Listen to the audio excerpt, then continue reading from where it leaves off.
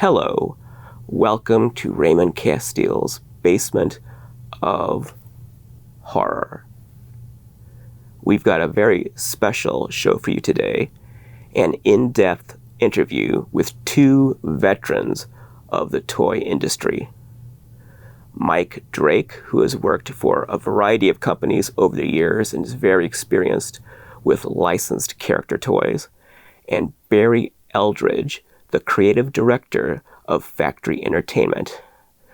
That's a company that makes licensed prop replicas and toys and character lunchboxes and a variety of licensed character items. We're going to be talking about the ins and outs of product licensing, toys and collectibles that are based on licensed characters like movie characters, comic book characters, TV characters. What does it take to bring a licensed product to the market? This is a rare opportunity to really get legitimate first-hand information from people who know what they're talking about. And I hope this clears up a lot of mysteries and misconceptions in the collector community. I think it's a great opportunity, and I'm very happy that Mike Drake and Barry Eldridge agreed to do this interview. They were very generous with their time and knowledge. Here is our in-depth interview about product licensing. Now I'm very pleased to welcome two professionals in the toy industry. These are two industry veterans who know all about the ins and outs of licensing character products. First of all, we have Barry Eldridge. He's a professional designer, and he's been working in the toy and collectibles industry for 30 years. He's widely experienced in licensing and product development. He's been working with every major studio and IP rights holder, and is proud to have been lucky enough to design, develop, and launch hundreds of products from action figures to jigsaw puzzles. Hi, everybody. And we have Mike Drake. Mike has worked in the toy and collectible industry for nearly 20 years, and he is intimately familiar with the worlds of retail, merchandising, promotions, customer psychology, and licensing. I'm very pleased to welcome these two gentlemen. Thank you for being here. Thank you for having us. It's not very often we get called gentlemen, though, is it? Well, you are gentlemen. You're gentlemen for being here today. Thank you. Now, the reason I wanted to have both of you on here to talk is because I have viewers who have expressed concerns about character licensing. I have, of course, my YouTube series. I also have a Facebook group.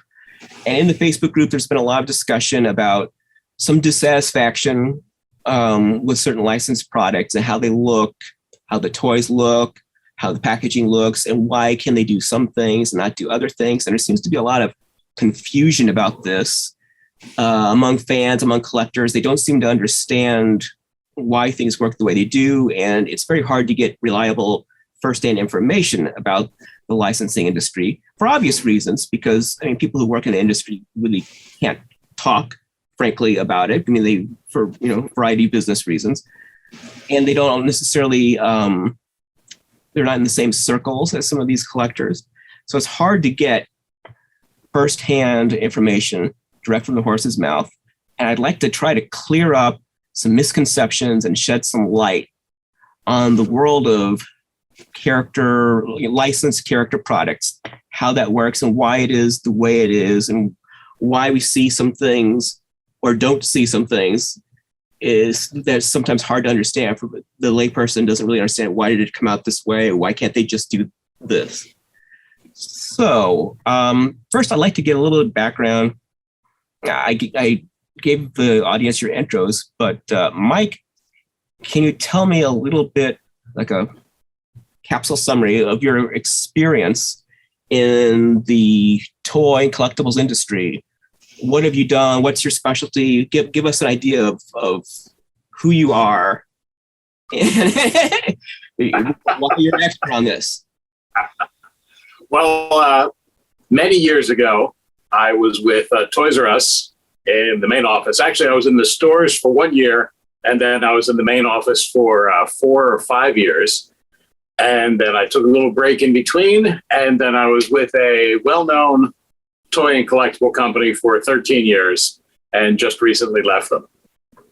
And before we continue, I just want to make it clear that anything we discuss today are my own opinions and observations, and I'm not here representing any company. Very good. Barry, can you give us a little bit, can you give us some information on your experience, where you're coming from? What have you done? Yeah. I mean, like Mike, I started at toy retail. I started working in a toy store and then worked my way up to management, worked my way up to head office. And as you can tell, I'm not originally from around these parts, so this was in the UK.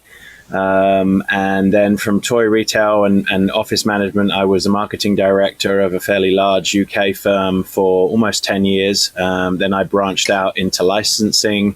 I was a licensee myself. And I think something that Mike will agree with, we were first and foremost fans. When we started back in the day, there really wasn't an organized collecting business as it has developed over the last 15 to 20 years. It was more of an underground thing, and we were sort of doing our bit guerrilla style from the inside.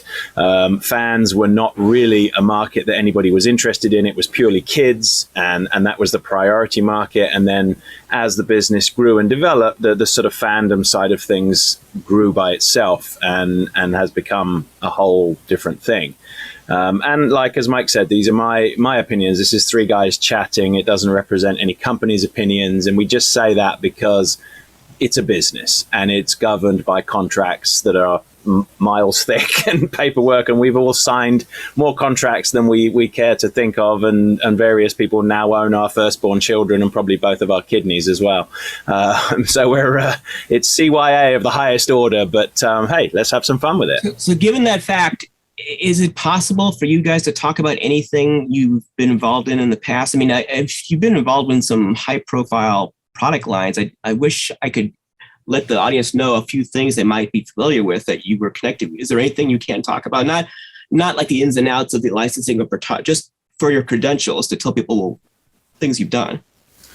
No, I think speaking personally, I'm good. I've worked with most of the major studios and most of the large IP, Star Wars, Marvel, Universal Monsters, Warner Brothers, and some of the small ones, some of the unusual ones. Also, some of the more specialist ones. I work heavily with the people at Eon Productions on James Bond. That's not a license that you see a huge amount of product for. So, yeah, I think we can talk about anyone and everyone. We may just have to preface the sentence with, in my opinion. Mike, is there anything in particular you can point to just to give people an idea of some things they might be familiar with that you had some involvement in? I don't think there's anything I can specifically say. However, I can say that I tried to talk Toys R Us out of getting the ET license back in 1999 or 1998. And it turns out I was right. It was a horrible mistake. There was like was that an anniversary or something? Why was there a push for ET back then? Because they were opening up the Toys R Us Times Square store, and they thought that would be a great exclusive product to have, and it wasn't. Even back when the movie was new, the merchandise didn't really very well. Like when it was in theaters. Actually, that ties directly into the world of licensing, because Steven Spielberg didn't want to license out E.T. before the movie hit, because he didn't want anyone to see the design. And it's like a nice Baby Yoda. segue. It's a nice segue into... People did see Baby Yoda ahead of time. Well, Barry's saying something here. Sorry, I was going to say it's a nice segue into how cinematic success doesn't necessarily equate to licensing or merchandise success. We're actually about next year, 2022, will be the 40th anniversary of ET, and I can tell you that there are all sorts of activities and plans for that.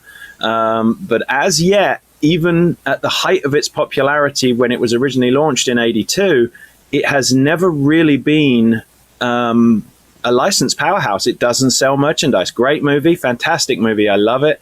But it's just not one of those ones that people are emotionally, for some reason, either the product hasn't been good enough for people, or it's just one of those ones that doesn't grab them in the right place to say, hey, I want this or that from the movie. And that's something I guess we'll touch on later. There's a real emotional angle here. People buy products from movies based mostly on emotion. And that is complicated because the business of licensing and product is a business, and it has lots of serious business people and lots of not so serious business people.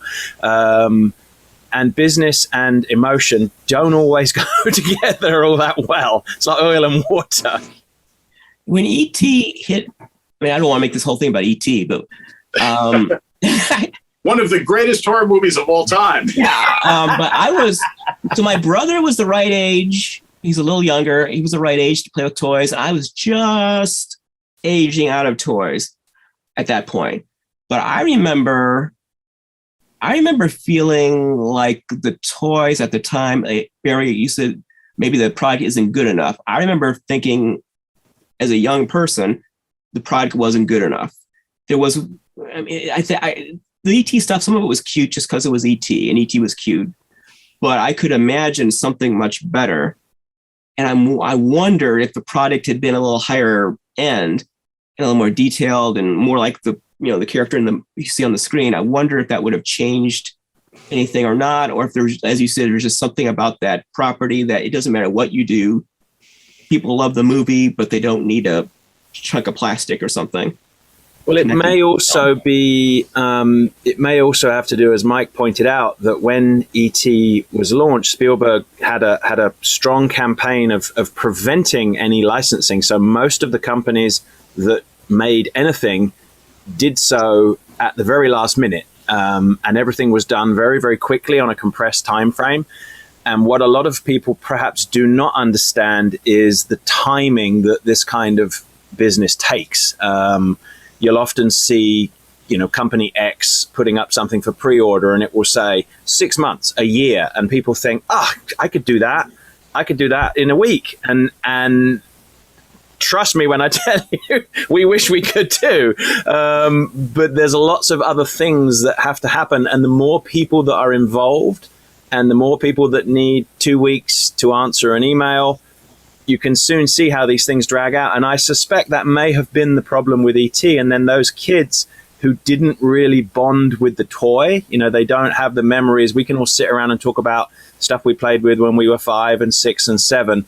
They didn't really have that experience with E.T. And so now next year, coming into the 40th anniversary, if you were, 7 or 8 years old at the time E.T. came out, you're now going to be 47, 48, which is the ideal sweet spot for buying collectibles and adult focused toys, but you never had that connection, that emotional connection to those toys.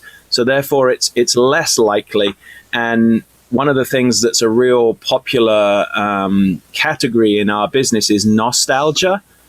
What's really interesting is something that somebody else coined, and I hate the word, but it's very clever. They now also have faux-stalgia, which is a false nostalgia for things. And you do see this. You see this amongst sort of 20-year-olds getting nostalgic about something that was released in the 80s.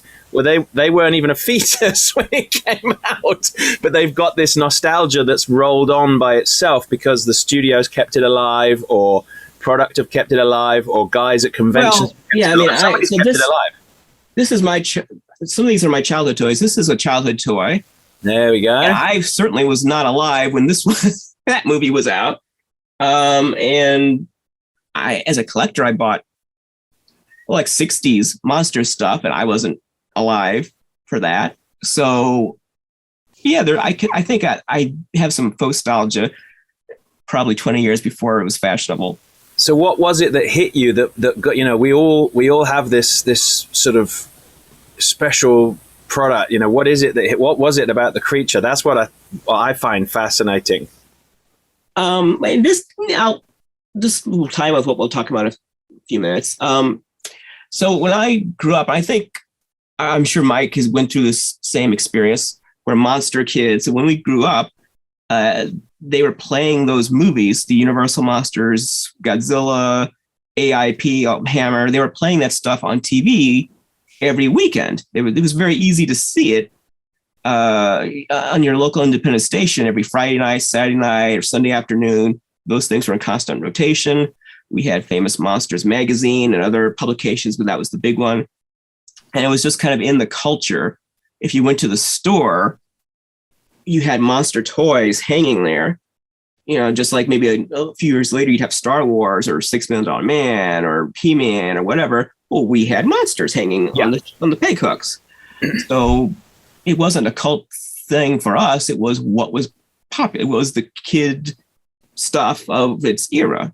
It was just like a decade later, you were watching your He-Man cartoon, your G.I. Joe cartoon, and you could go to the store, or maybe you had like a G.I. Joe comic book. You go to the store and see G.I. Joe figures.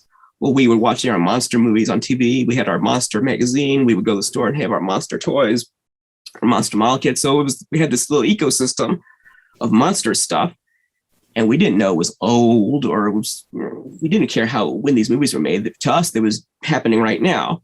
This is what was current. So it was part of our childhood. It wasn't like a boutique thing or a cult thing. It was what was cool right now, what the kids on the playground were playing right now. On recess, we'd play monsters. So Raymond, let me build upon that and point out that there was far less choice back then.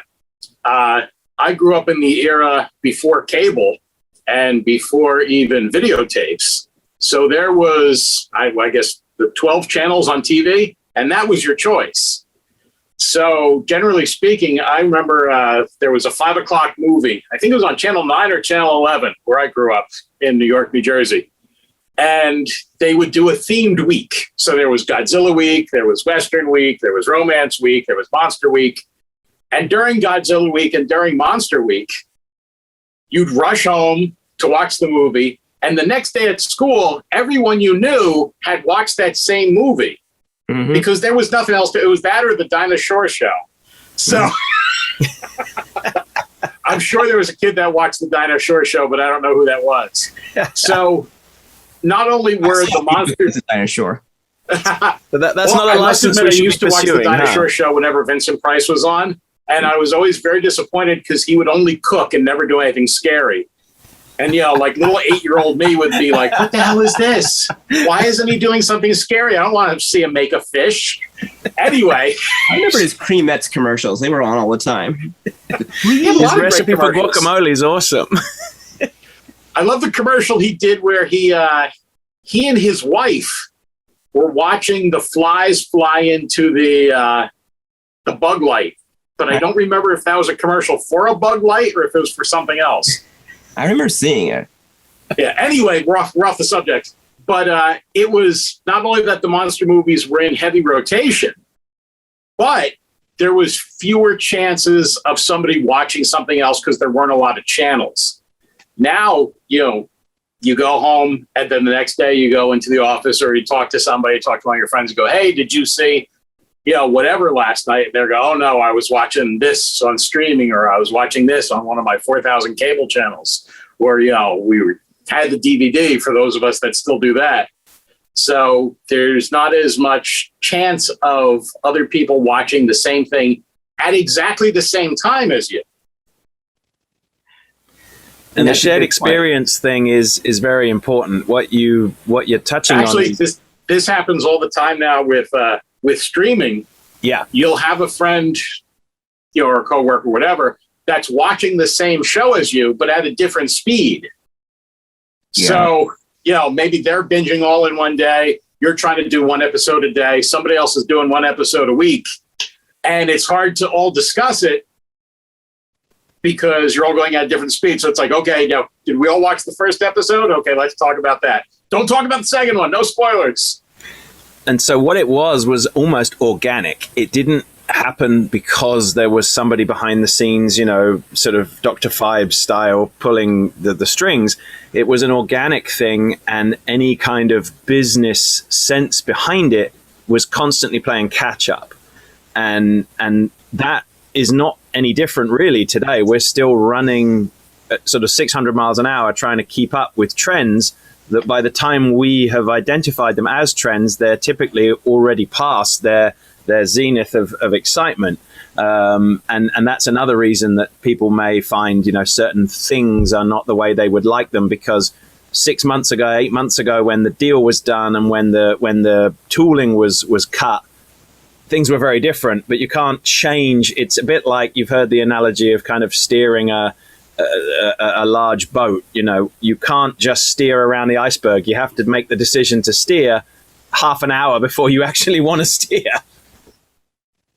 Well, let's go back.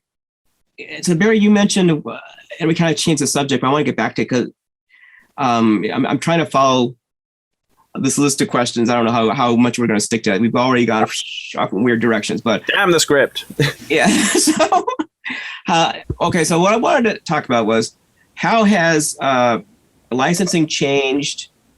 Because now I remember I started collecting officially in 1989. And I remember at that point, I do believe toy companies were making toys for kids. They might have had an eye towards collectors, but it was definitely several rungs down on their priority list. And then it seemed like mid-90s, thereabouts, is when priorities changed and they started taking collectors more seriously. And it feels like it's gone all the way to the point where the collectors are the main audience for toys, and kids are playing video games and stuff. And little kids maybe play with Legos or something, but the action figures, the character toys, the licensed toys are mostly for adult collectors. So would you say that's, either of you, would you say that's true? And when do you think this change happened, and what were the forces that led to it? I would say, Barry, do you mind if I go first? Go for it.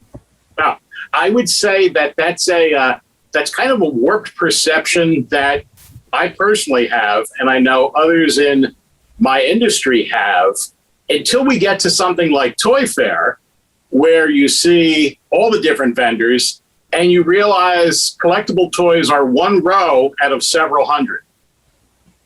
So when you look at the industry as a whole, actual collector items is a very, very, very, very, very small segment of the industry. When you go to Toy Fair, which is the convention that's just for the toy industry, it's not for the public, there are aisles and aisles of preschool toys. And there's, again, one aisle of collectibles. And that's just one category. There's actually an aisle of pedal cars. Do you remember those? The metal fire engine that you would drive in?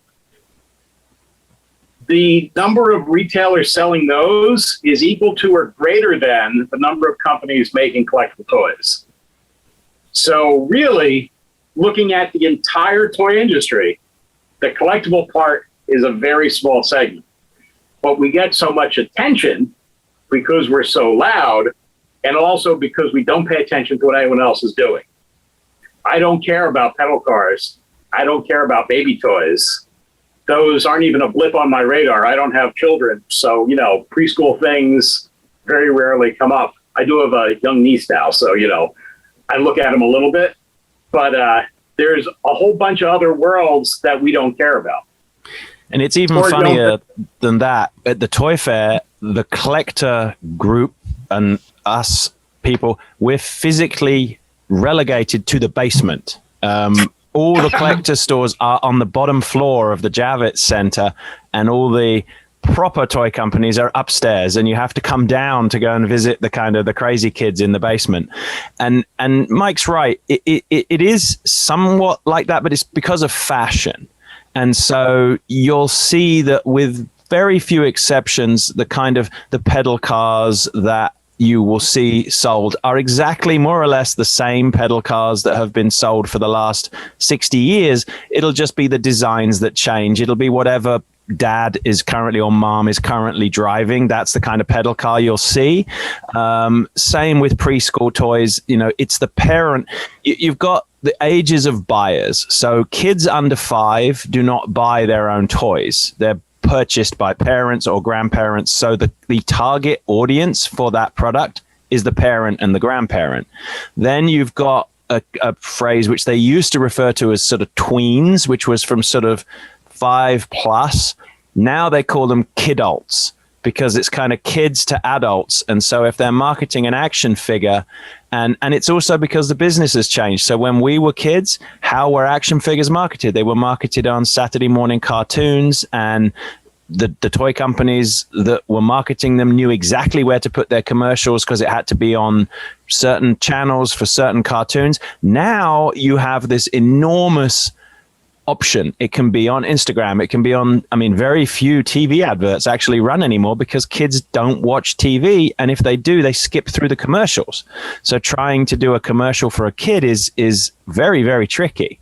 So that is why the collector market is a little bit more interesting to some parts of the corporate toy world because it's very easy to home in on that audience. You can home in relatively easily on the monster kids, on the action figure kids, on the Star Wars kids, because they all gather in the same places.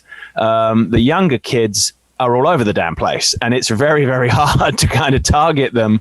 And it really, really is, as Mike said, you really feel how insignificant you are when you stand there and you see hundreds and hundreds and hundreds of booths that are dedicated to things that, their turnover is probably, even on a bad day, 10 times what the best collectibles company turns over.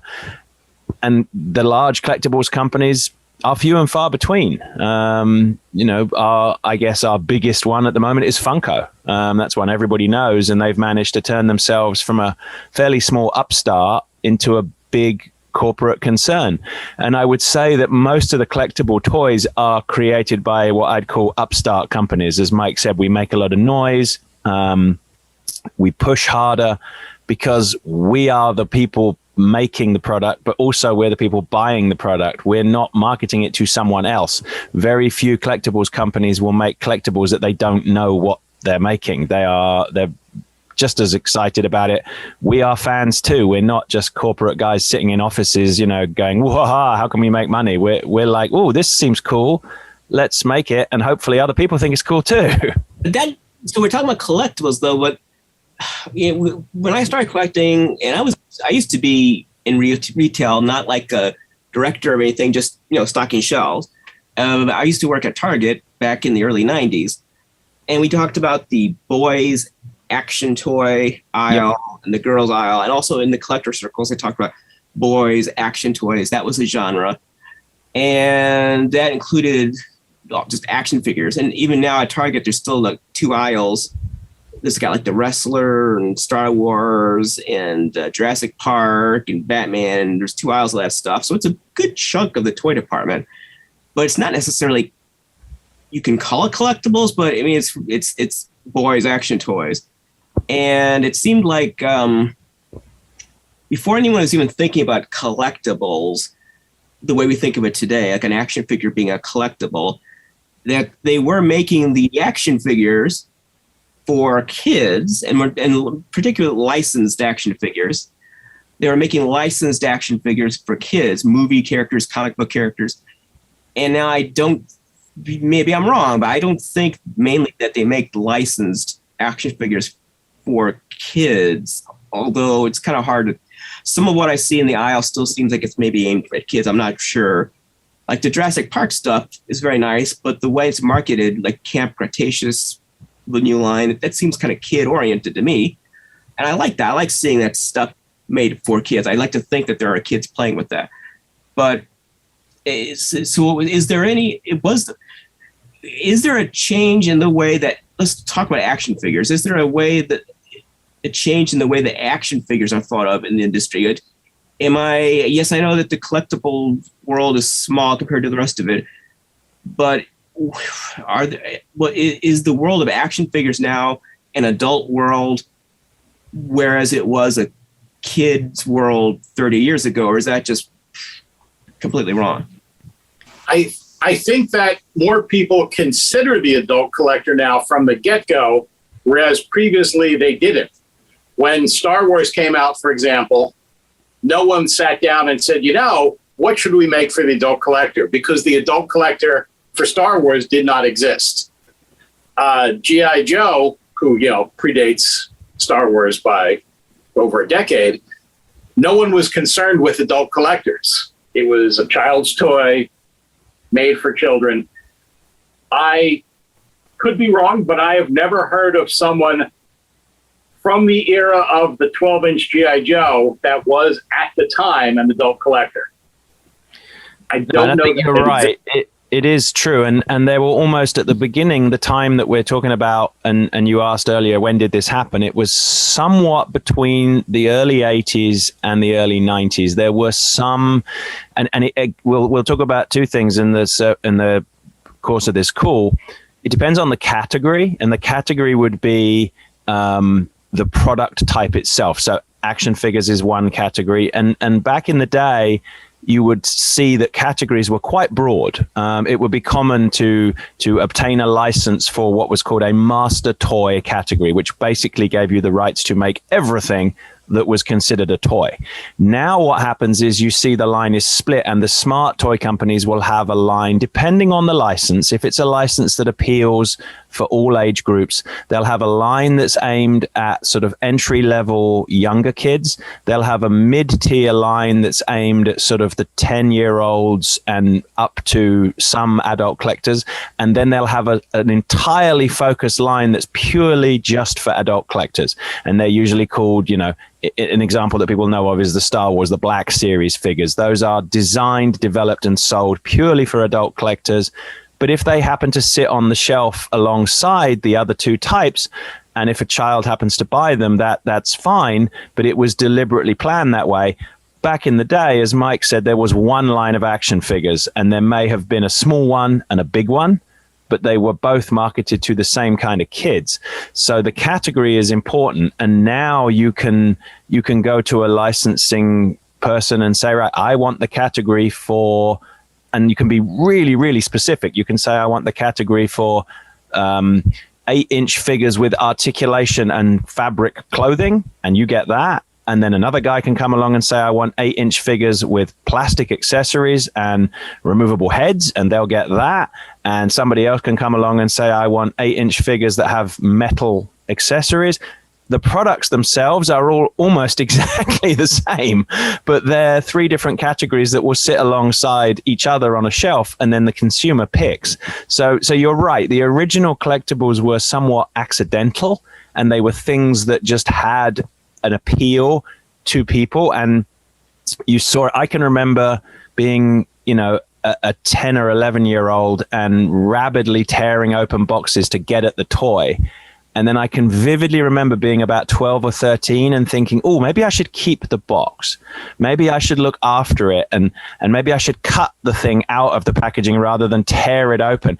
And I don't know what it was that made me subconsciously decide that, but it just suddenly became something that I was more careful about. And you see this, it's a sort of curation thing, and it became acceptable to collect. And that's also an important social thing. If 25 years ago, if you went to a dinner party with adults, and let's say 19-year-olds, and they were all talking about what they were doing, if you told people that you collected Hot Wheels cars, or if you collected action figures, most of the people around the table would have sort of gone, Now everybody says, oh my God, that's so cool. And it suddenly became cool to be a collector. And it's funny, you mentioned earlier about the monster kids, and we were all monster kids. I don't know about you guys, but I always felt I wasn't the cool kid in school. I wasn't the high school jock. I was kind of an outsider. And I felt that the monsters particularly spoke to me because to me, they felt like outsiders too. And it was my kind of private thing. And the few buddies that I had that were into monsters, we would all kind of get together and we got it and the world didn't. But suddenly, in about the mid 90s, it suddenly switched that the rest of the world all suddenly went, hey, actually, we like that stuff too. And we're all kind of a bigger group than we once were. But it is still a very small group. If you're targeting, say, an action figure for 6-year-olds, you're going to sell millions of pieces. For a collector, you're going to be selling tens of thousands, possibly hundreds of thousands if you're really lucky, but you'll never, ever hit the numbers that they'll sell for, let's take a hot preschool property right now, Paw Patrol. And I don't have the numbers to hand, but if I had the numbers to hand for Paw Patrol, they would be staggering compared to probably every single other collectible product put together. It probably blows them out the water. And to build on what Barry said, even going back to the early 2000s when I was with Toys R Us, there wouldn't even be one truck of collectibles a week, but there would be multiple trucks, and we're talking about 18-wheel trucks of infant toys. So, just looking at the sales back then, you can't even really compare them. And by the way, I think we're all three of us being a tiny bit sexist in that, and I certainly blame myself here, it was common, not super common, but common for women for some reason to collect dolls even years ago. I know I had a grandmother that collected dolls. I knew my friends of my mother who were adult women who had extensive doll collections, but there were no men that I knew of that had toy collections. Well, I would say from a historic toy point of view, and I fancy myself as something of a toy historian, Mike is 100% right. There were doll collectors right back from the very beginning, but there were two other categories too, which are interesting. There were teddy bear collectors, and that tended to be gender neutral, just as many men as women. And then the very first, if you want to say, because I think it's important that we differentiate, those dolls that were collected, if you ever watch somebody present a doll to a child at Christmas, it was very much presented as this is a thing to be cherished. The packaging for dolls was almost like collector packaging. You didn't tear the box open for a doll. You took care of it because they were quite expensive. And I think back at the beginning when dolls were first created, they were mostly made of porcelain. So they had to be handled with respect because they were, if you've ever handled a porcelain doll, they are terrifyingly easy to break. And same with teddy bears. They were very expensive. The first heirlooms, they weren't consumable. Not so much. I mean, the Barbie doll was the start of it where it changed. But the porcelain kind of that you're talking about. The product that really changed it was Hot Wheels cars. They were the first thing that was marketed as a cheap product to children that was quite quickly taken up by adults, and you did see, and not just Hot Wheels, but Dinky, Corgi, die-cast vehicles. You saw in the 70s and 80s, you'd often go to and again, I don't want to sound sexist, but you go to a dentist's office and they might have a model of a car on their desk. That was acceptable and no one would have questioned it. And in fact, they probably would have been quite interested in it, but you wouldn't have seen a teddy bear or a doll or an action figure. That didn't come in until, and you may have seen it now. I regularly see, attorneys and people who have things in their office that would be right behind you now. Those are cool. And you could put those in anybody's office and they would be a conversation piece for everyone. That would not have happened prior to about 1985-ish. It would have been just die-cast cars and possibly masks or things that could be hung on the wall that were decorative. Things like Hummel miniatures. They were a collectible, still are. Electric train collectors. Trains, yep. Mm-hmm. And they were always the weird guy. Yeah. Yeah. He's always in the basement. A very solitary hobby, and that's something that collecting has nurtured. One of the things you mentioned about, Famous Monsters magazine, we were sat at home thinking we were the only one. And then we found these weird late night cable shows. We found these magazines and then we're like, oh, I'm not alone. I mean, I was growing up in rural England, and I would get copies of famous monsters and find them and think, gee, this is, there's other people out there. And this was before we couldn't just email each other. We had to write letters, and I'd look in the back of Marvel Comics and drool over the advertisements, because you'd have adverts for things that I was like, oh, wow, the giant 6-foot glow in the dark Frankenstein poster that used to come, I think it was just held together with cardboard. That was like a mythological object to me because we didn't have them. Well, there was a paper one, there was a plastic. I had a plastic Frankenstein. It was like trash bag plastic. And it was white with like green and black printed on. They had little glow in the dark stickers to put on his eyes. Yep. And you'd see them in the back of the comics, and they'd have that one page of advertisements with tiny little sort of 2x3 or 1x3 advertisements for these various things. And the prices always seemed to me, Drake and I have talked about this before, I'd see the advert for the Foot Locker of soldiers and I forget what the advertised price was. I think it was less than $10. And it would have however many hundred soldiers, and anybody that actually bought one, remembers that the advertisement was a lot more, They're flat. Yeah, it wasn't as impressive, but I'd look at that and go, wow, that's stunning. But then as I've been in this business for long enough, I've heard kids in America tell me they had the same reaction to corgi toys and dinky toys that here were very, very expensive, and Matchbox toys. So it's whatever you could get access to. But I think you're right. Coming back to the original part of the conversation, collectibles have certainly become, within the industry, treated more seriously. And if you turn up at a major studio now and ask them for an action figure license, they will take you seriously. 30 years ago, they might have sort of raised an eyebrow and said, well, I don't know about that. Yeah, so that's a good point. So both of you, can you tell me about acquiring licenses in the past based on your own experience or what maybe before your time, compared to today, where my impression is if you wanted to make a Frankenstein figure, you would just get a license, like, okay, here's your license to make Frankenstein. And you didn't have to make it look a certain way, or no one cared about was it this actor or that actor, what color it was. And particularly with even more obscure characters, the studio, whoever owned the license, might be like, you want to make a toy of that?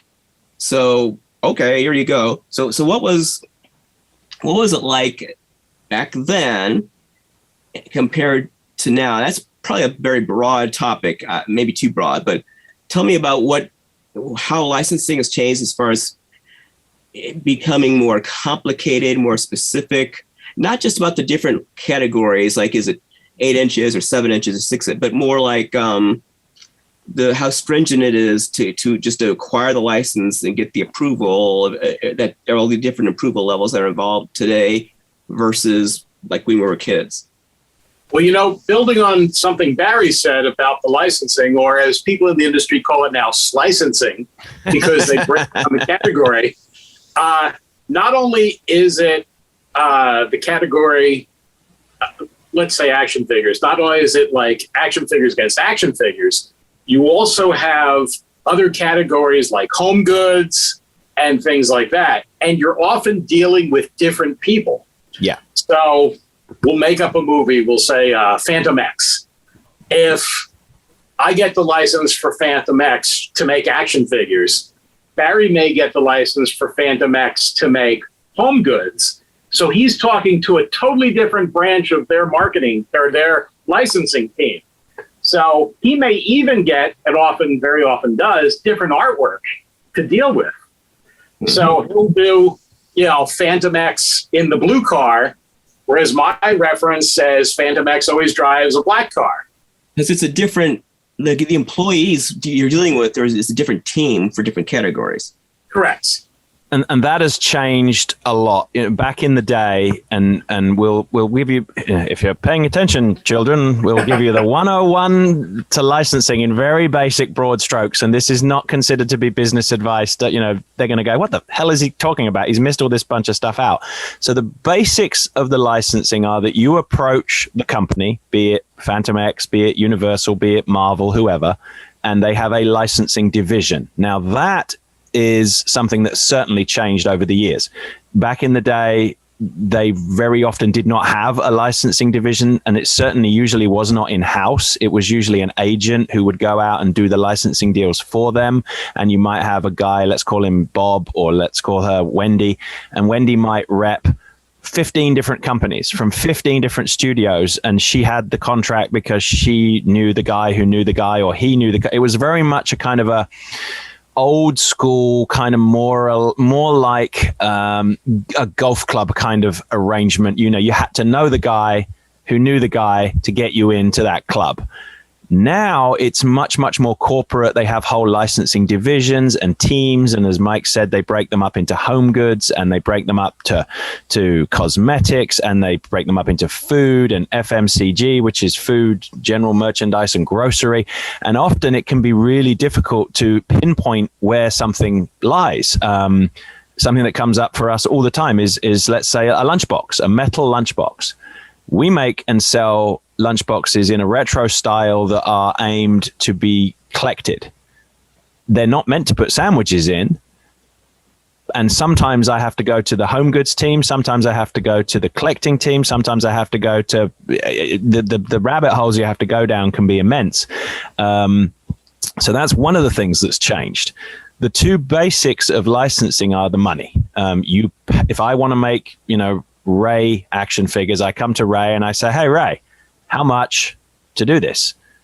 And you will come up with a fee with me. And what normally happens is you have three parts to the billing, if you like. You have what's normally called an advance. So that's what you promise to pay that licensor in cash for the rights to that brand or category or whatever. We'll come to the specifics of that later.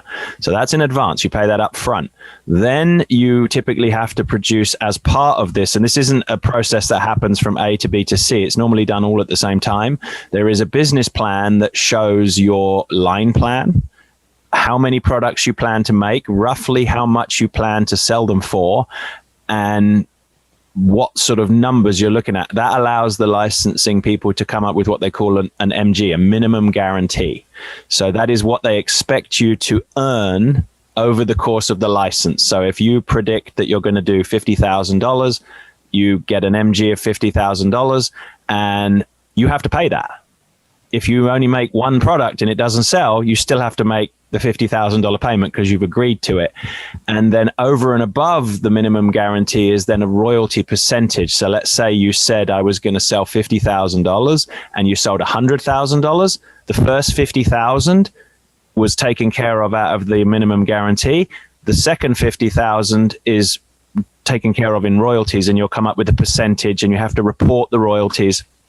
And that's another thing that's become massively complicated. Back in the day, you would sort of give very vague, I expect to sell, this many. And at the end of the term, they would sort of sit down and say, well, how well did you do? And you would say, I did okay, but, COVID happened, or my legs fell off, or the cat died, or whatever. And you came up with a deal. Now it's much more cut and dried. It's like, right, you didn't hit this target, you didn't hit that target. It's become very much like any other kind of business. So that has changed dramatically. It was always a serious business, but it's now become a very, very serious business. So if you commit to a license, you are committing to a whole host of things that you are legally obligated to. And so one of your questions earlier was, sometimes fans think, why are they doing that? Why are they doing this?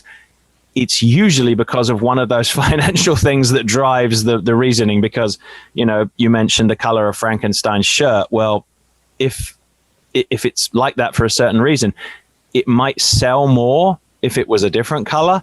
But if it has to be pink or green or blue with yellow spots, and there's no choice, that's what you have to make. You can't go to them and beg them and say, but if only you would let us do it this way.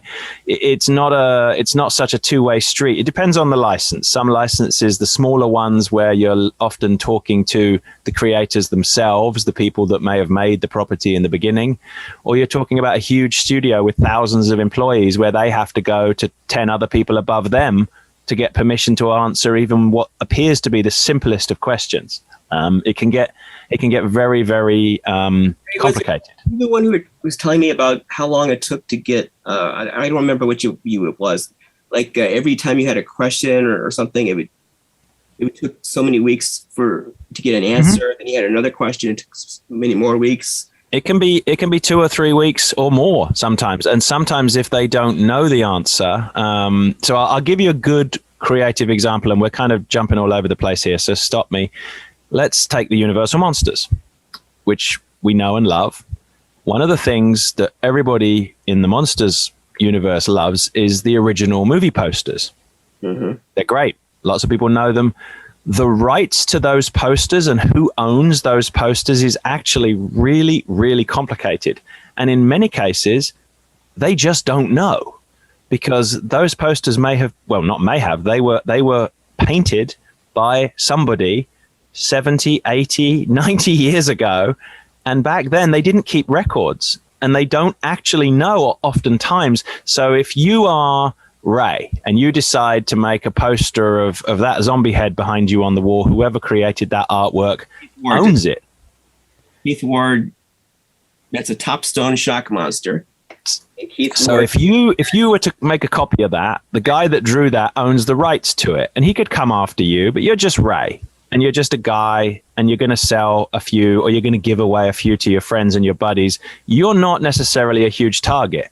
Let's say 50 years from now, Ray has developed the largest movie production company in the world, and you're up there with the Marvels and the DCs of this world, and you go back to that poster you did 50 years ago, they're going to sue the shit out of you because you're a target and you have a huge target painted on your back. So some of these larger corporations are very concerned and worried about being sued and prosecuted. So the decisions they make may not seem sensible to a fan, but they're there to protect us all, because in the long run, if they were to act irresponsibly, it would have bad things would happen, and a little of something is better than a lot of nothing. All right, so a couple of things. First of all, with the posters, they were a work for hire. So I would think the studio would own those lock, stock, and barrel. Allegedly, but you try and find the contract, and if you don't have a contract. And the other flip side of that a lot of people seem to think that anything that's of a promotional nature, like a poster or a lobby card or advertisement or a still, a photo still, is in the public domain. Our trailer is in the public domain because they were made for promotion and dissemination by the media. So that's kind of a lay person's idea that, oh, you don't have to worry about copyrights with that stuff. But before you talk about this guy in particular, so Mike, you know what Topstone is, right? Yes, and it's funny that you're using him as the example, because Shock Monster, in theory, Famous Monsters owns that artwork. They claim that that's part of their IP. Okay. But there's also a Mexican company. What's that? You know who James Warren is. I know you know. Barry, yes. You know James Warren, Barry? No, I do not. No. Oh, actually, yes. I'm sorry. Yes, I do. Publisher. So I've talked with about this. Okay, so there's this company called Topstone, or it was started in the 1940s and ran from the 1940s to the early 90s. They made rubber masks. Keith Ward owned it for the first several years of its existence.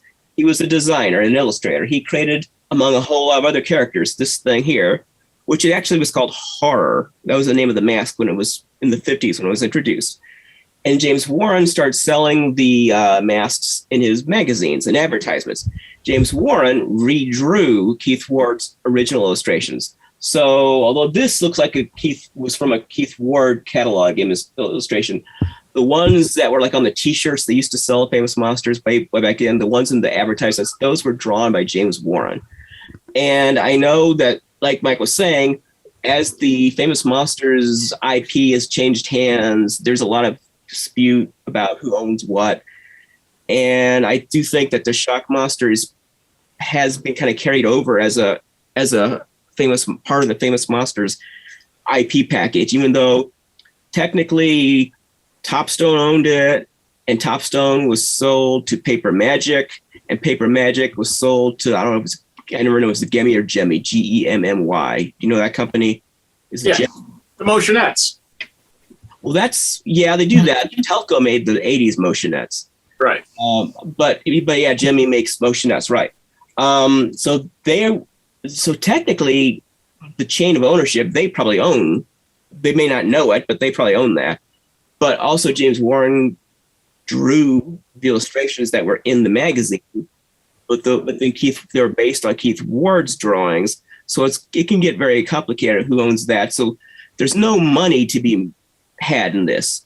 As I've said to some people, they've asked me, who owns the Topstone copyrights? I say, well, basically, for all intents and purposes, it's the public domain. But if Disney announced they were making a $200 million movie based on the Topstone characters, you better believe there'd be 20 different people coming out of the woodwork saying they owned it and they need a piece of it.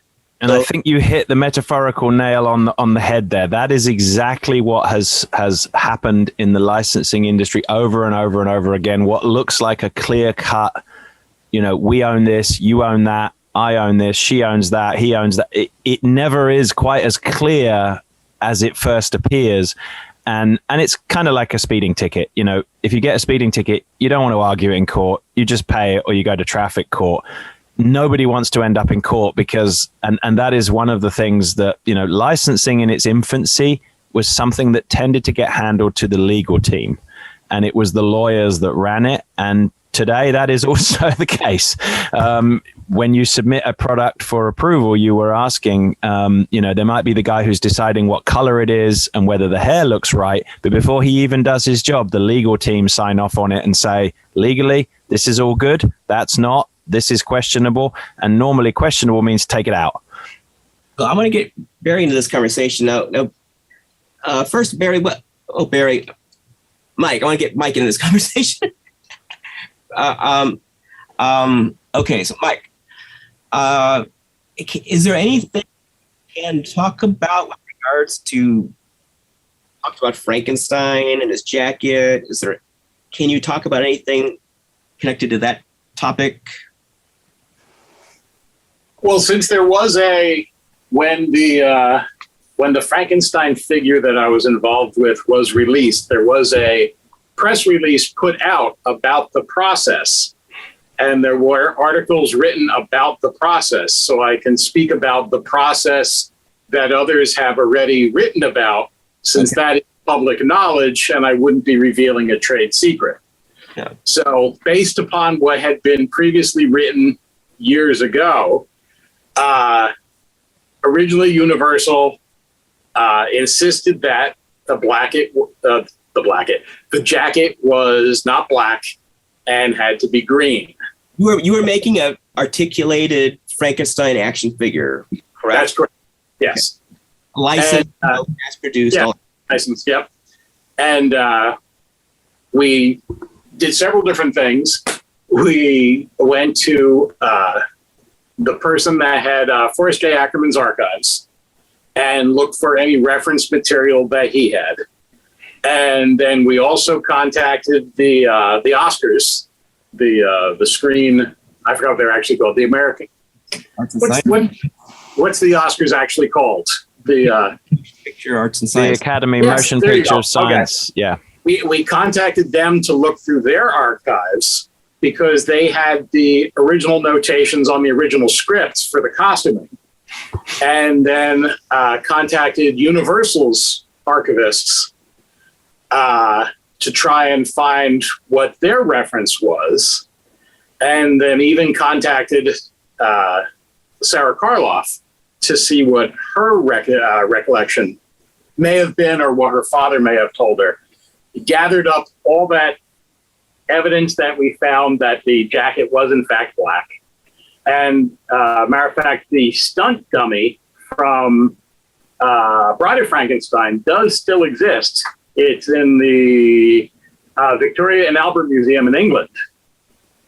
And there's a great, I think it's a History Channel documentary where they go and they look at it. They were trying to restore it. But anyway, so we presented that to Universal and they said, okay, you can do the black jacket.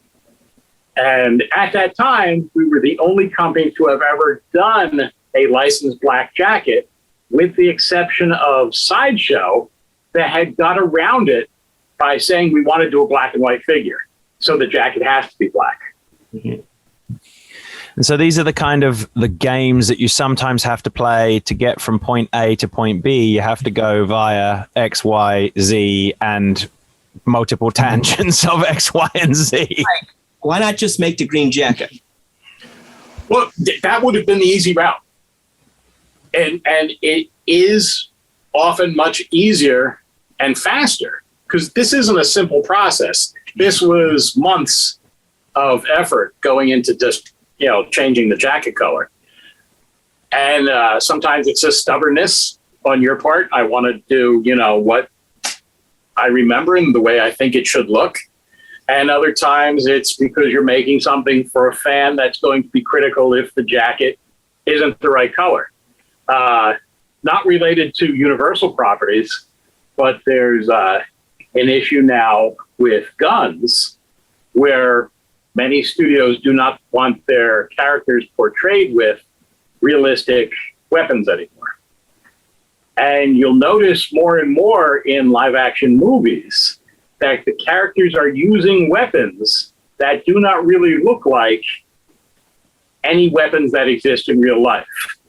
And they're doing that so that and I hate to make this sound serious, so there's not a school shooting with somebody using a weapon that Chris Pratt used in a movie. You can never make that connection because the weapon he used didn't exist or doesn't exist. It gives them plausible deniability. That just films, like if you're making a cop movie or a spy movie or something, how would you do that then with something set in the real world? I'm not sure because I've never dealt with a cop movie. These are difficult things that suddenly become, instead of one guy in a room making a decision, it's 12 lawyers, 6 other people, and then it has to go back and forth. So it brings us on to another interesting subject, which is the style guide. Most of these decisions are made because when you sign a license, you are given access to a style guide, which is the Bible. And they used to be called that before that became offensive to some people. And back in the day, the style guide was a physical thing. It was a book, and it might contain 35 mil slides. It might contain 8x10s. It might contain all sorts of things. Then they moved to CD-ROM. Now they're all online. What the style guide says goes. And if it's in the style guide, you can use it because somebody has done the work to clear it for all the relevant uses for which it has been licensed. And so what's in the style guide? Because I've seen a few. Now I've never held one, but I've seen it online. And so it has can you describe what's specified? Normally it's a series of images. Well, Mike, what were you going to say? I was going to say it's such an insanely wide gamut. It's hard to believe you're talking about the same thing. I've seen style guides that are literally Pantone colors and a title, and that's it.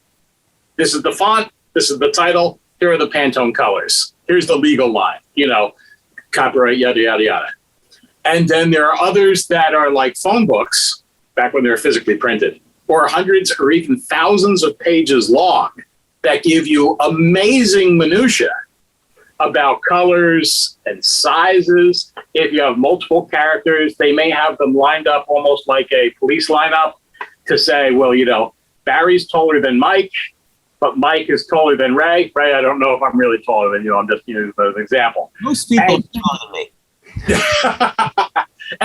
which, by the way, has become an issue at times, not between you and I, but when doing a series, it's not uncommon, say when doing a TV show or a movie, to have an actor or actress that does not want to be portrayed in the correct scale. So yes, maybe, if for some reason you were doing action figures for the TV show Taxi, maybe Danny DeVito wouldn't really want to be portrayed as 4 feet tall. Yeah. And he'd say, can't you at least bump me up to like 5'5"? Well, and that brings you on to a whole other element. The style guide is the Bible, but if the Bible happens to contain a picture of Danny DeVito, let's say, who's a well-known and beloved actor, he also has a say in this. And that makes things even more complicated, because you may have done all your due diligence on your style guide and you've done all your work. And then the studio says, we like everything that we see. Now we're going to pass it over to talent. And that's the phrase they generally use and that typically puts most of us in this business into, we go and sit in a corner at that point and rock backwards and forwards, because that's usually the kiss of death. Because the talent, when you can speak to them themselves, and Mike and I have been lucky enough to meet all kinds of amazing, famous people, they're usually very, very nice people. And don't believe the hype. Most of the people that you're told are awful are actually lovely, and most of the people you're told are lovely are awful.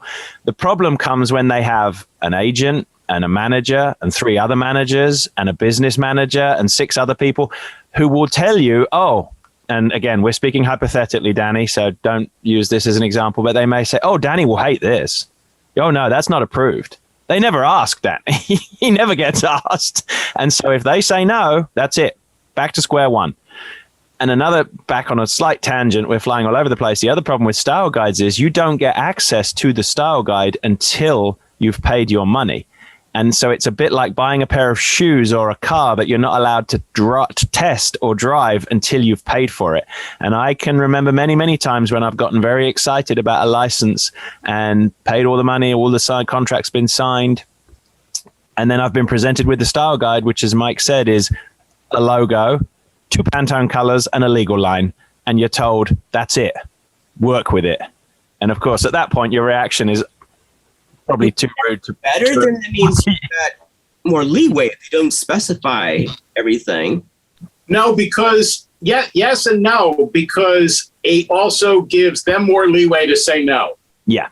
Building on 2 things Barry said, I can't name who the actor was, but I think Barry's going to know who this is as soon as I start to tell the story.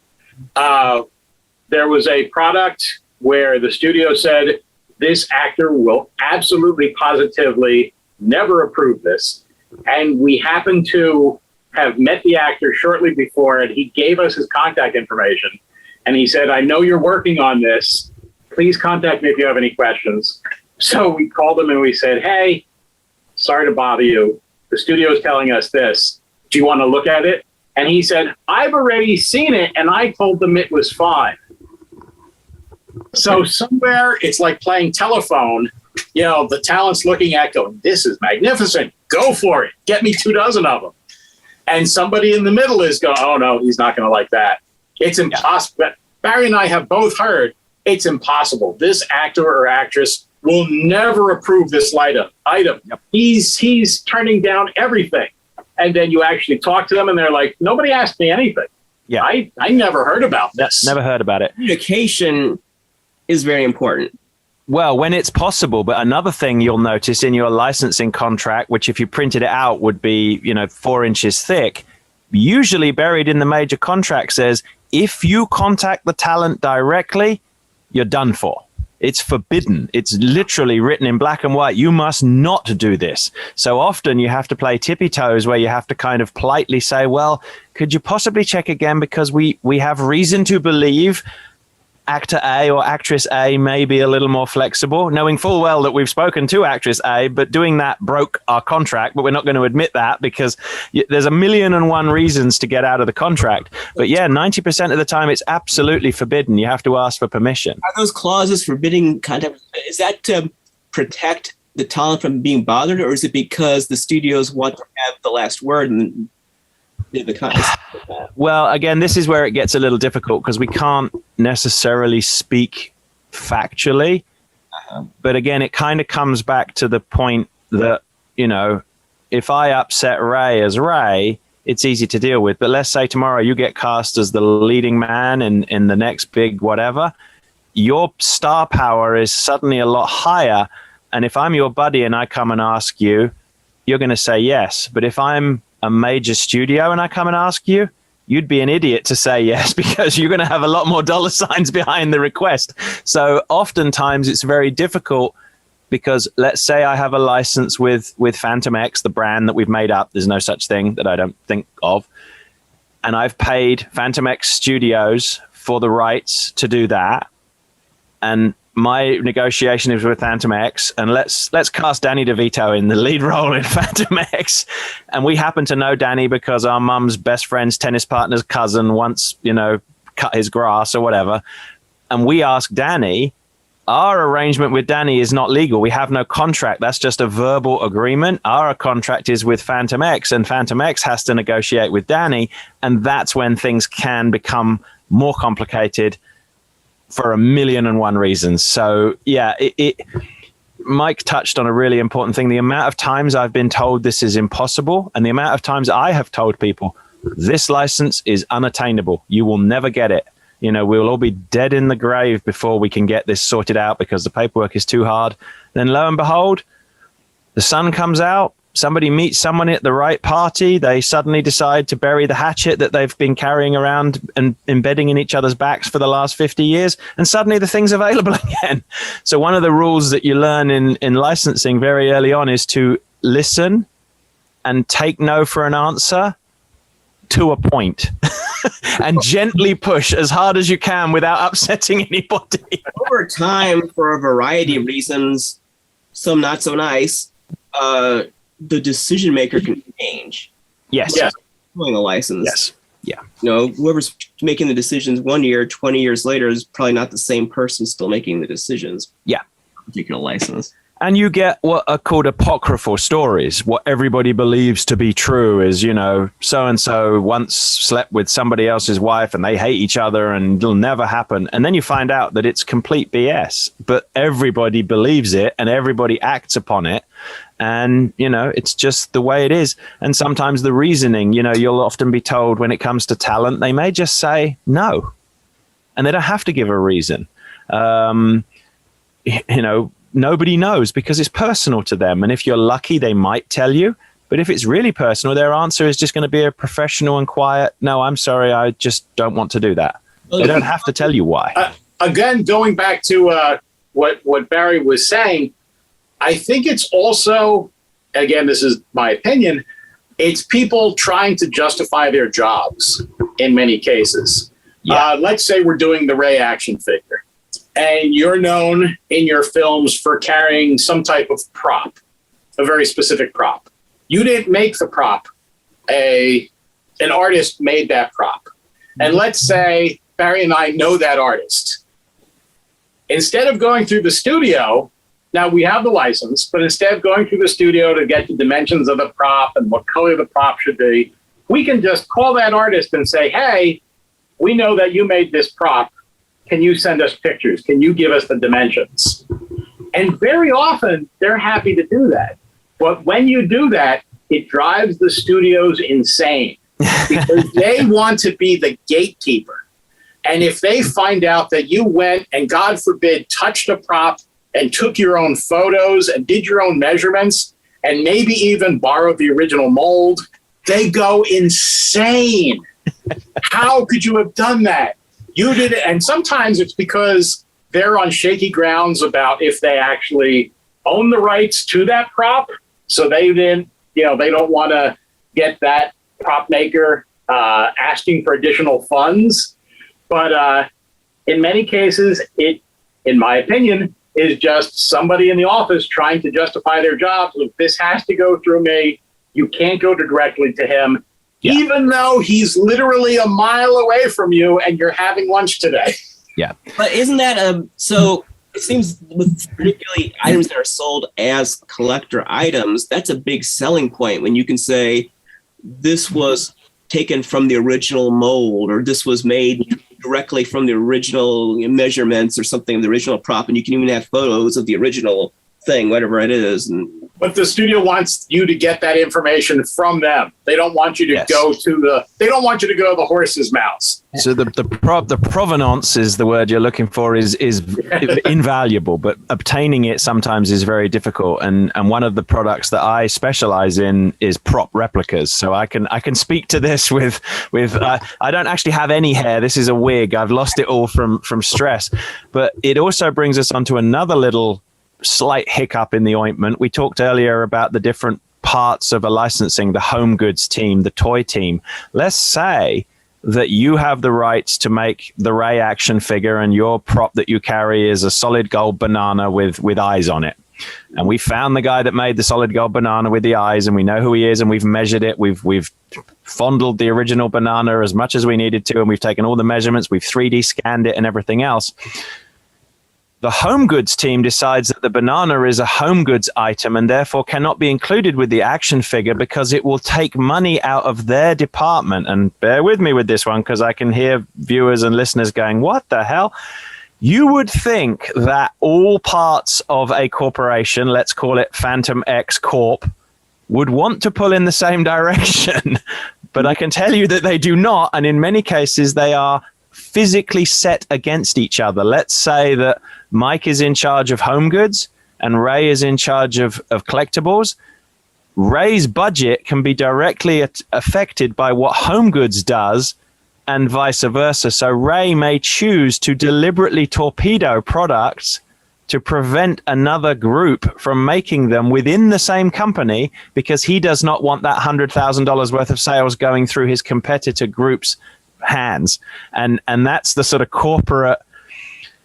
Just because you're in the same Shenanigan? company doesn't mean you're all the same team. No, and in many cases there has been, and I won't mention the name, and I'm not suggesting it, but anybody with a perfectly good grasp of what's going on will work it out. There has been very recently a very large takeover of a very large studio by a non-studio company. Both of these have initials, and one of them's got an "and" in it.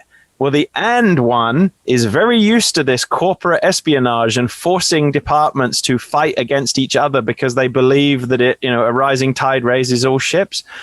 That particular studio is now a lot harder to work with because they have been physically put at odds against each other by their new corporate overlord, who has ordered them all, you must do this and you must do that, and if you take money from X, and they get rewarded for it. So if you are the poor guy who's in charge of home goods, you will do everything you can to protect the hell out of home goods, because the barbarians are at the gate and you've got somebody else trying to steal your lunch. So that can be interesting when you are the licensee. And I think the closest analogy that I can use, and this is a terrible one, if you remember the movie Kramer versus Kramer, usually as the licensee, you're the kid in court who's watching mom and dad argue, and you have no rights in this. You don't have any power. The contract you've signed it gives you nothing. You can't stand there and go, but what about me? You just have to wait for them to get their argument over and done with. Doesn't sometimes I've heard of someone has a license to make a product and they have like the prototype and they're promoting it already with photos, and then there's some corporate change and now they can't make it. Oh, yes. Mike, can we count the number of things we've developed all the way through to almost production and then been told, turn it off? Well, not only that, it's not uncommon, shocking as it may sound, for something to be approved and almost be in production and then be told that, oh no, it's unapproved, which really shouldn't be a thing. It's like, you can't be undead. Well, you can be undead, but mostly dead. Yes. Well, the licensing contracts, if you read them, they are very one-sided, and they do have these caveats that say, this is the gold-plated, written on stone tablets down from the mountain rules, unless this happens. And then this, and actually not just approved. I have not experienced it with my current company, but with a previous company, I got all the way to having product manufactured and shipped and delivered, and then was told that the whole lot had to be destroyed because they had made a corporate decision that was opposite to what had previously been agreed. And we just had to suck it up because that's what the contract says.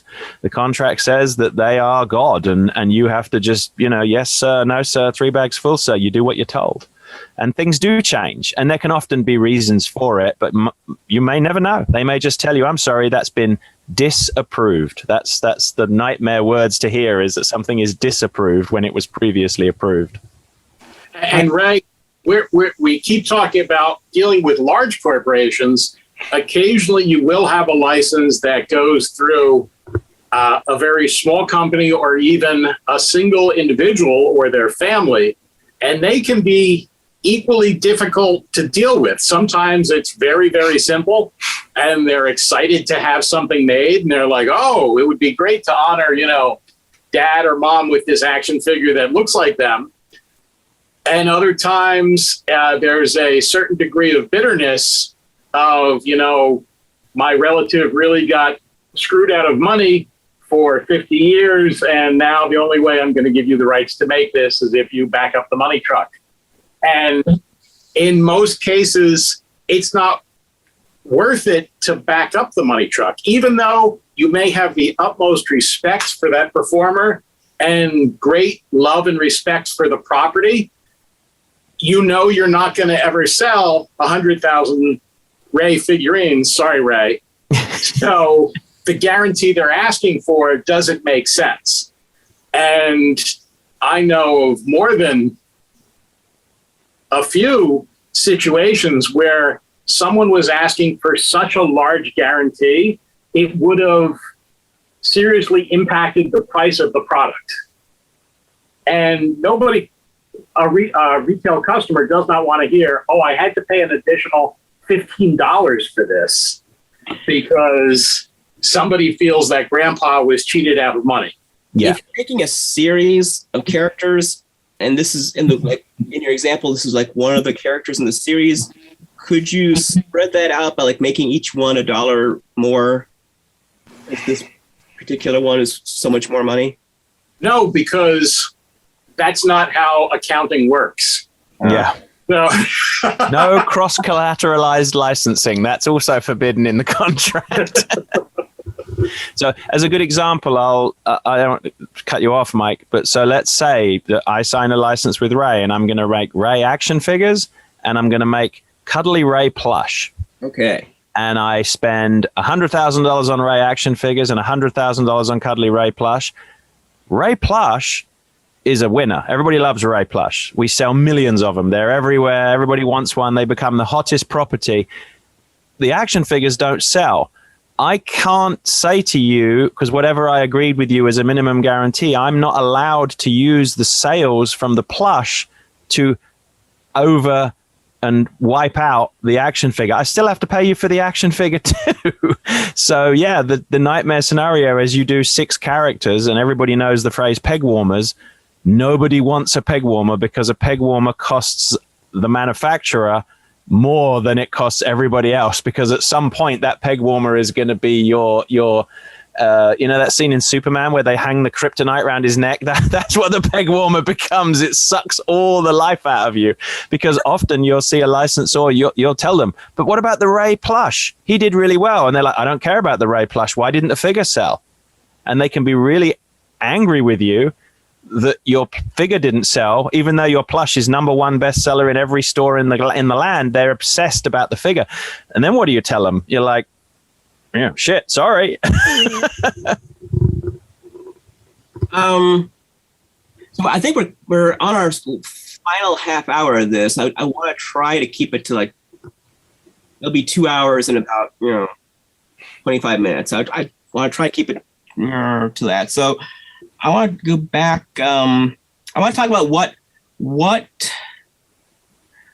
the studios, licensor, will specify and what they won't, and this is why. So let's say you have the Ray action figure. Okay, I know it's different for everybody. You've got Ray and his band of Ray's friends in this Raymond Castile's Basement of Horror action figure series. You got trademark and copyright. I like that. You've got his black cat. You've got his toy. You got all this. Okay, I'll do the cat. I want to do the cat. All right. And okay, so are you going to be told not just what Ray has to look like and what color his shirt has to be and what color his hair, not just that. Are you going to be told that the card has to have a certain, just exactly this artwork and no other artwork? It must have this photo on it. It must have this logo in this position, and the back has to have this picture on it, and it can't be on the front, it has to be on the back, and this has to be this big, this has to be this big. How micromanaging would most license owners be as far as, let's talk about the packaging, about what the packaging has to look like. Yes, very much on the packaging. They want, in most cases, the brands to look the same. If you look at a brand that's handled by several different companies, just off the top of my head, I don't know why I thought of this. Let's think about Ouija boards. Okay. Ouija boards have the actual board, which is made by the game company, but they also have pillows, they have T-shirts, they have barware, and they have some other items. If you were, is there such a thing as a historical Ouija board that predates the toy, or do they make it up for the toy?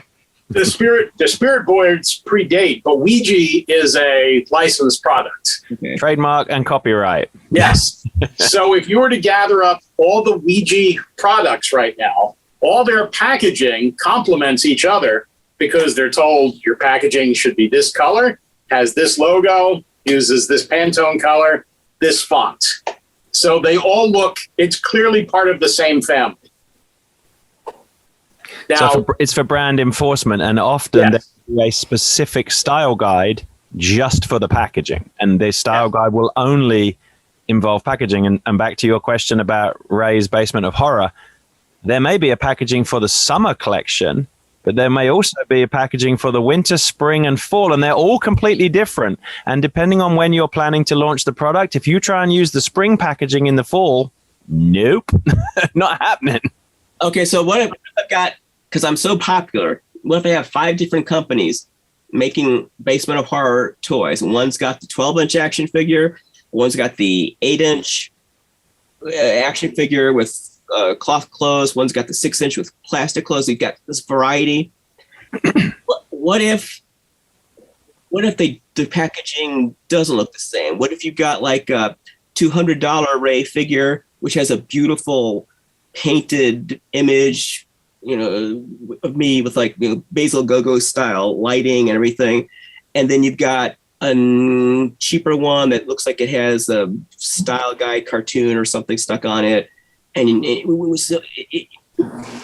how come that why isn't it all look the same? that would be something that you would negotiate separately. And also, if you are making Ray as part of a larger line, and we'll say Funko here, since everyone knows them, if they made a Funko Ray, the packaging would not match all your other packaging. It would be in the standardized Funko packaging because that's what everything is in. And they have the power to say, well, if you want a Funko Pop, this is how it's going to look. And so there's a quid pro quo arrangement, and you will see that most, but not all, licensors will go along with that. There are quite a few licensors who will not allow them to make Funko Pops for that reason, because they do not want them to be Funko style. They want them in their own house style, and they don't work that way. So that's why some of them are never done. It's very, very small. There's not many, but there's some. So yeah, it should be. And that comes back to your question about the way things have changed. Back in the day, 80s and 90s, they were very, very strict about house packaging and everything looking the same. And you would see the jigsaw puzzle or the product made for a toddler in the very same packaging as the product that was made for an adult. And some of the more experienced, and it depends on the studio, and it depends on the number of products that they have started to realize that there is some value in having, you touched on price point, the price point for packaging. A premium level price packaged item will tend to look much more adult. They wouldn't make you put it in the toy packaging because it immediately makes the product look too toy-like. If that studio or that licensor is aware of that kind of thing. And I can speak to this. We've had discussions with licensors where, we've told them we are making a collector product, and they don't understand that. They say, well, why doesn't it have, an age grade on it? Well, because it's not for children. We don't want to put that on the front of the packaging. We want it to look like something you would see in a high-end department store, more like a, designer label thing, a Versace thing or something like that, and not a toy. But again, as Mike said, it becomes a specific negotiation. And we have in the past, we've taken their style guide and we've dutifully been the good servant and followed it religiously. And it just doesn't work for the product. It just doesn't have that magic thing that it needs to work. And so we've tried something else and we've shown it to them and they've said, oh, we like that, approved. So it can happen, but most of the time it's the other way. Mike? Now, Barry, this may have been something that you experienced as well. I know of someone whose company was doing a prop replica of a sharpened item. The item was sharp. It was an adult collector item. And the licensor insisted that the packaging matched the toy packaging. And they got to the point where the packaging was approved. And at the last moment, someone from legal said, why in God's name would you put this deadly weapon in a packaging that looks exactly like the toy? And that's how the packaging got changed. Yeah. It was because someone said, this might not be a good idea to put the deadly thing in. Let's not put the rat poison in the cereal box. Yeah. And here's where we can kind of bring it back to horror, something that we've all noticed, certainly in the last just few years. Horror has become an awful lot more mainstream. I'm having people like Target and Walmart asking me for horror branded products that even a couple of years ago they would never have dreamed to have put in. And you used to see this a lot with earlier horror titles. They would tone down the horrific nature of the packaging. They would make it look a little vanilla. Now it would appear that the gloves are somewhat off. It really does it. You can put Freddy Krueger on actually you can't put Freddy Krueger because he's in licensing hell right now, but you can put him front and center on the packaging with a big dripping claw and it can be covered in blood and that won't be a problem. 10 years ago, you may have had to have done something a lot less in your face and subtle. And so horror is, in my opinion, about to enjoy something of a bit of a renaissance is the wrong word, but it's allowed to be its own thing. It doesn't have to hide in the shadows. Horror can come out of the closet a little bit. A little bit. You mean the merchandising? I think the movies have, when have the movies not been popular? But particularly the last few years, a lot of the most, talked about movies that had a lot of buzz were horror movies. But you thinking that merchandise, we're going to see more horror merchandise? I can guarantee it. Definitely. Ray, if you think back to even 20 years ago, if you wanted Frankenstein, we're not talking about action figures, we'll talk about other things. If you wanted a Frankenstein shirt, you would know where to go to find a Frankenstein shirt. But the average person on the street would not know where to go to get a Frankenstein shirt. Now you could walk into Saks and there are Frankenstein shirts. That is insane. And it's not even October. And what's interesting is the big new high budget, Rob Zombie's reimagining of the Munsters. That's going to be big stuff and that'll do large box office numbers. But what it will also do is it will make studios look back into their back catalogs. And so we talked earlier about obtaining a license for something. I can't tell you the amount of times I've gone to a studio and I've said, I would like the license for X. And they've turned around and said to me, we don't own that. And we have to say, yeah, you do. And here's why. And then they're like, well, we're not currently licensing that because they don't have a style guide. They haven't paid a guy to check all the legal. So what is going to happen is some of these larger studios that, and I hope this is the case, own a couple of these things that are sleeping away in a casket, metaphorically somewhere. They'll blow off the cobwebs and they'll dust them down and they'll say, hey, maybe we should look at brand X, brand Y, or whatever it is. And that can be a good thing because people will embrace it and go, yeah, they're looking at it again. But also some fans will be like, ugh, I wish they wouldn't touch that. Leave it in its casket. It's best left undisturbed.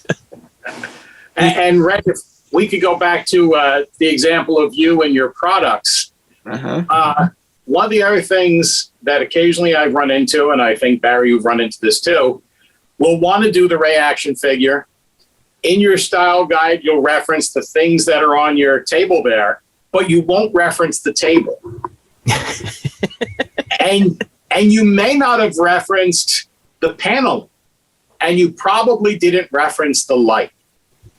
And that can become an issue if you want to make that part of your playset. Yeah. Because someone will say, I don't know if we really have the rights to do that light. Yeah. That light be a. I know that without saying what it was, Barry, I know that Barry ran into a situation where he had the rights to do props from a movie, but the studio did not have the rights to one of the props in the movie and couldn't let him make it. Yeah. Yeah. Was it a pre-existing object? Sometimes, yeah, that it's one that we run into all the time with a certain suave British secret agent, because he uses real world found objects. And Well, he has his signature gun, of course, predates him. So yeah, but you can't use it because somebody else owns the trademark to that particular brand that we won't mention because I don't want 5 lawsuits. But that's the kind of thing that can cause issues. And it seems so, and I can hear viewers going, but can't they all just sit around a table and thrash it out? And the answer is, God, I wish we could. But half the time we don't know, A, where the table is, who to invite, and then when we do invite them, they don't turn up. yeah, so I'm a fan of that particular spy franchise, and I don't own one of those weapons. I don't personally own a gun, period. But Sideshow did a very detailed series of toys. I don't remember. Even though I'm a fan, I don't collect that character. So did Sideshow not have weapons, or? Well, that was in the 90s. They did have some weapons, but that is a whole discussion that we won't discuss because people from Sideshow should be here. But the boss of Sideshow will tell you a very interesting story about that one. That was not a pleasant license experience. Okay. Well, and that's another thing. I didn't want. Were you saying something? I was going to say the other thing we have to remember is we've got to remember love. And that's the biggest lesson that you learn in this business is you've got to detach yourself from the things that you love because it was a license you adored and still adore. And you have to kind of distance yourself because it's worse when they say no and you love them and you want to do it and you know you can give them 100 reasons, but you can't do it because they'll never speak to you again if you become that guy who's awkward and difficult. So you really have to learn to develop a thick skin because you just want to bang your head together and go, God damn it, I could do this thing and it would be brilliant and the fans would love it. Mm-hmm. But it's just not on their, how many times have I been told the latest phrase is, it's not the story we want to tell at the moment. That's a new favorite one. And building on what Barry said, it gets to the point where licensors hate to deal with you because I know someone that works in the textile industry and they do licensed prints and they get the style guide from the studio. They pick, 5-10 images. They put them on a piece of fabric. They go, how's this look? They go, looks good. It's done. It's such a fast, smooth process. There's no back and forth. There's no arguing over colors. It's like they literally just cut and pasted it from the style guide onto their fabric. That's it. In many cases, the studio will make more money from that guy selling the fabric than he will from our license. So why is he going through the hassle of dealing with the nerds? Yeah. When he can just deal with the fabric. Yep. And so when we do obtain a license, it is an honor. It is, and we're not just saying this to, suck up corporately. When you get to that point and all of your X's have been ticked and they say to you, you're now a licensee. I know Mike feels this it's like, wow, I'm in the club. I got through the velvet rope. I'm in the club. Now I just have to find the barman and I have to go and make sure I get a drink and everything else. But to get into the club is a true honor, and it is a lot harder, and it isn't a bullshit excuse. It's a lot harder than perhaps people think, and I definitely encourage them, if they want to discuss more of these specifics in detail within reason. I'd love to we could certainly go down the rabbit hole on some topics, and the only thing I'll say to them is sometimes the answer is just going to be nope. And you just have to accept it. It drives you mad when you want to say why, and sometimes it's great, and sometimes it isn't caused by a thing. Let's talk about a great license that I have close to my heart, the Hammer movies. It was my thing growing up.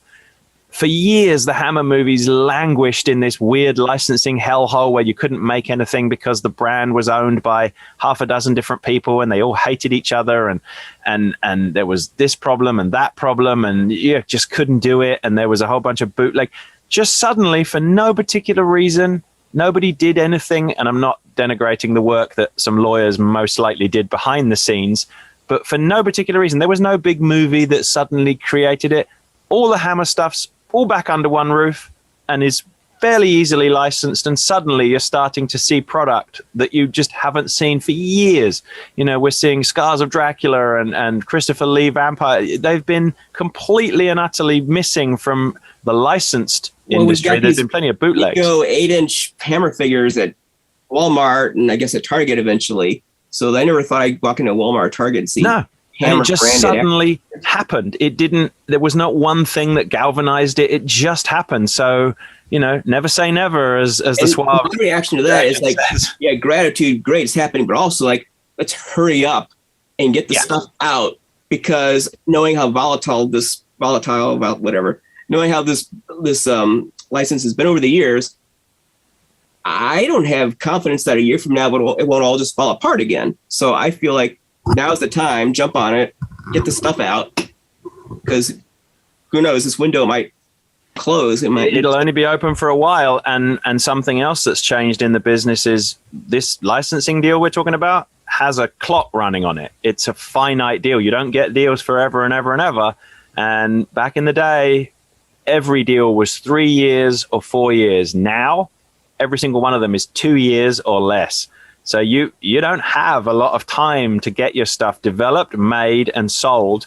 And you can't turn around and say, oh, but you took too long to approve it.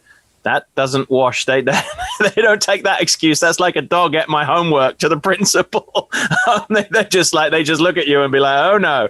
So most of the time now we have 2 years to get this whole thing done from soup to nuts and sell it too, because once your license is up, you can't continue to sell the product. You are legally limited to how long you can sell it. And it also becomes, you see a term used in the industry a lot, oh, so-and-so lost the license. Nobody ever actually, well, apart from unless you were a complete lunatic and did, ignored all the rules and brought out product that was offensive and wrong, then you might have the license physically taken away from you. Nobody loses a license. A license expires, and the person who had it chooses to renew it for a fee, or they don't. It's a bit like rental agreement on a house. When your rent is up, if you want to renegotiate with the landlord, you do, but if not, you move. Mm-hmm. Well, so can we talk about, so we were talking about the things like the green jacket and all that stuff. And so I want to talk about two kind of things that are kind of together. Is there a change in who's making these decisions now? Is there like a new generation running the show, or is there like a change in the mindset of the people running things? And how is it that we got weird things with licensing in the past where things weren't quite right? And is that still an issue, or do we have, are the fans in charge now, or are the lawyers in charge? The people making the decisions, do they understand the licenses that they're controlling? Has that changed? The fans are not in charge, and I don't know if any human being really is in charge. What I can say, and this is going to sound terrible, is that we are getting old. And I remember when I started in the industry, everyone was older than me. Mm-hmm. And now I am very often one of the oldest people in the room. And now when I say buyers, I mean people representing companies like Target and Walmart, whatever. I've met buyers that are 30 years younger than me. Mm-hmm. And they don't know who Boris Karloff is. They don't know who Bela Lugosi is. Yeah. They don't know who the Shock Monster is. So if you said, hey, I have this great product, it's based on the Shock Monster from Famous Monsters, you're like the adult from the Peanuts cartoons. It's like, wah, wah, wah, wah, wah, wah, wah. Yeah. These things mean nothing to them. If there wasn't a movie, on Netflix last week, they don't know what that property was. Maybe there's a chance they'll say, oh, I think my mother knew about that, or my dad talked about that. But they're not familiar with the product.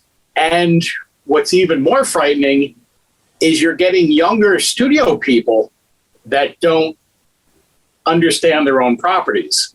I know of one property where the licensing person kept insisting that the colors were wrong. And the reason that they thought the colors were wrong is they were using a worn out VHS that was in the office as reference. And that was not representative of the actual colors that the product should be. You're talking about like colors on a character or something. Yes. Cartoon character. And the colors, they insisted that the colors were not what they should be. And finally the question was asked, why do you think that it's blue instead of green? And they're like, well, I have the VHS right here. And it's like, okay, well, we're going to send you a DVD and you'll see what the colors actually are, because they were not familiar with that character. You see, the thing with the toy industry is that it keeps most people who work within it develop Peter Pan complex. We all see ourselves as, when we wake up in the morning, we certainly don't feel it, but we are all quite juvenile, and it makes you young. And as Mike said, I'm 50 and I'm starting to be the oldest guy in the room, but I don't feel 50. That doesn't seem, but when I'm old enough to be the grandfather of the people in the room, it's kind of scary. But I would say that I do think that it depends on the license. Some licenses are more aware than others. And again, we touched on this earlier. There's so much competitiveness. You could be the best licensing agent for Phantom X, and you could be so good at your job. Unfortunately, in the modern corporate structure, that means that next week you'll be on gardening equipment and they'll move you off. Put it up and up. Or sideways. And it seems like a strange choice, but for whatever reason, the corporate people decide that that's the right thing to do. So you've got this person you've built up a relationship with. They know you. They know the foibles. They've watched the movie. And suddenly they're replaced with somebody new. And you have to find out what they know, what they don't know. You can't come across as the dick guy who's going to try and tell them, well, you don't know how to do your job properly, because that doesn't work. But I definitely see corporately, I sat through and we'll name them, I sat through a major presentation for Universal, and Universal is a large, big company that I'm very grateful to work with. And I watched the CEO, the big, important cheese guy, go through the priorities for Universal in the upcoming future. And one of them was what they call the legacy of horror.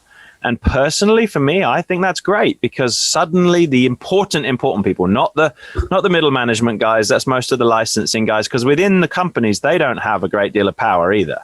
They're not hugely up there with, senior VPs.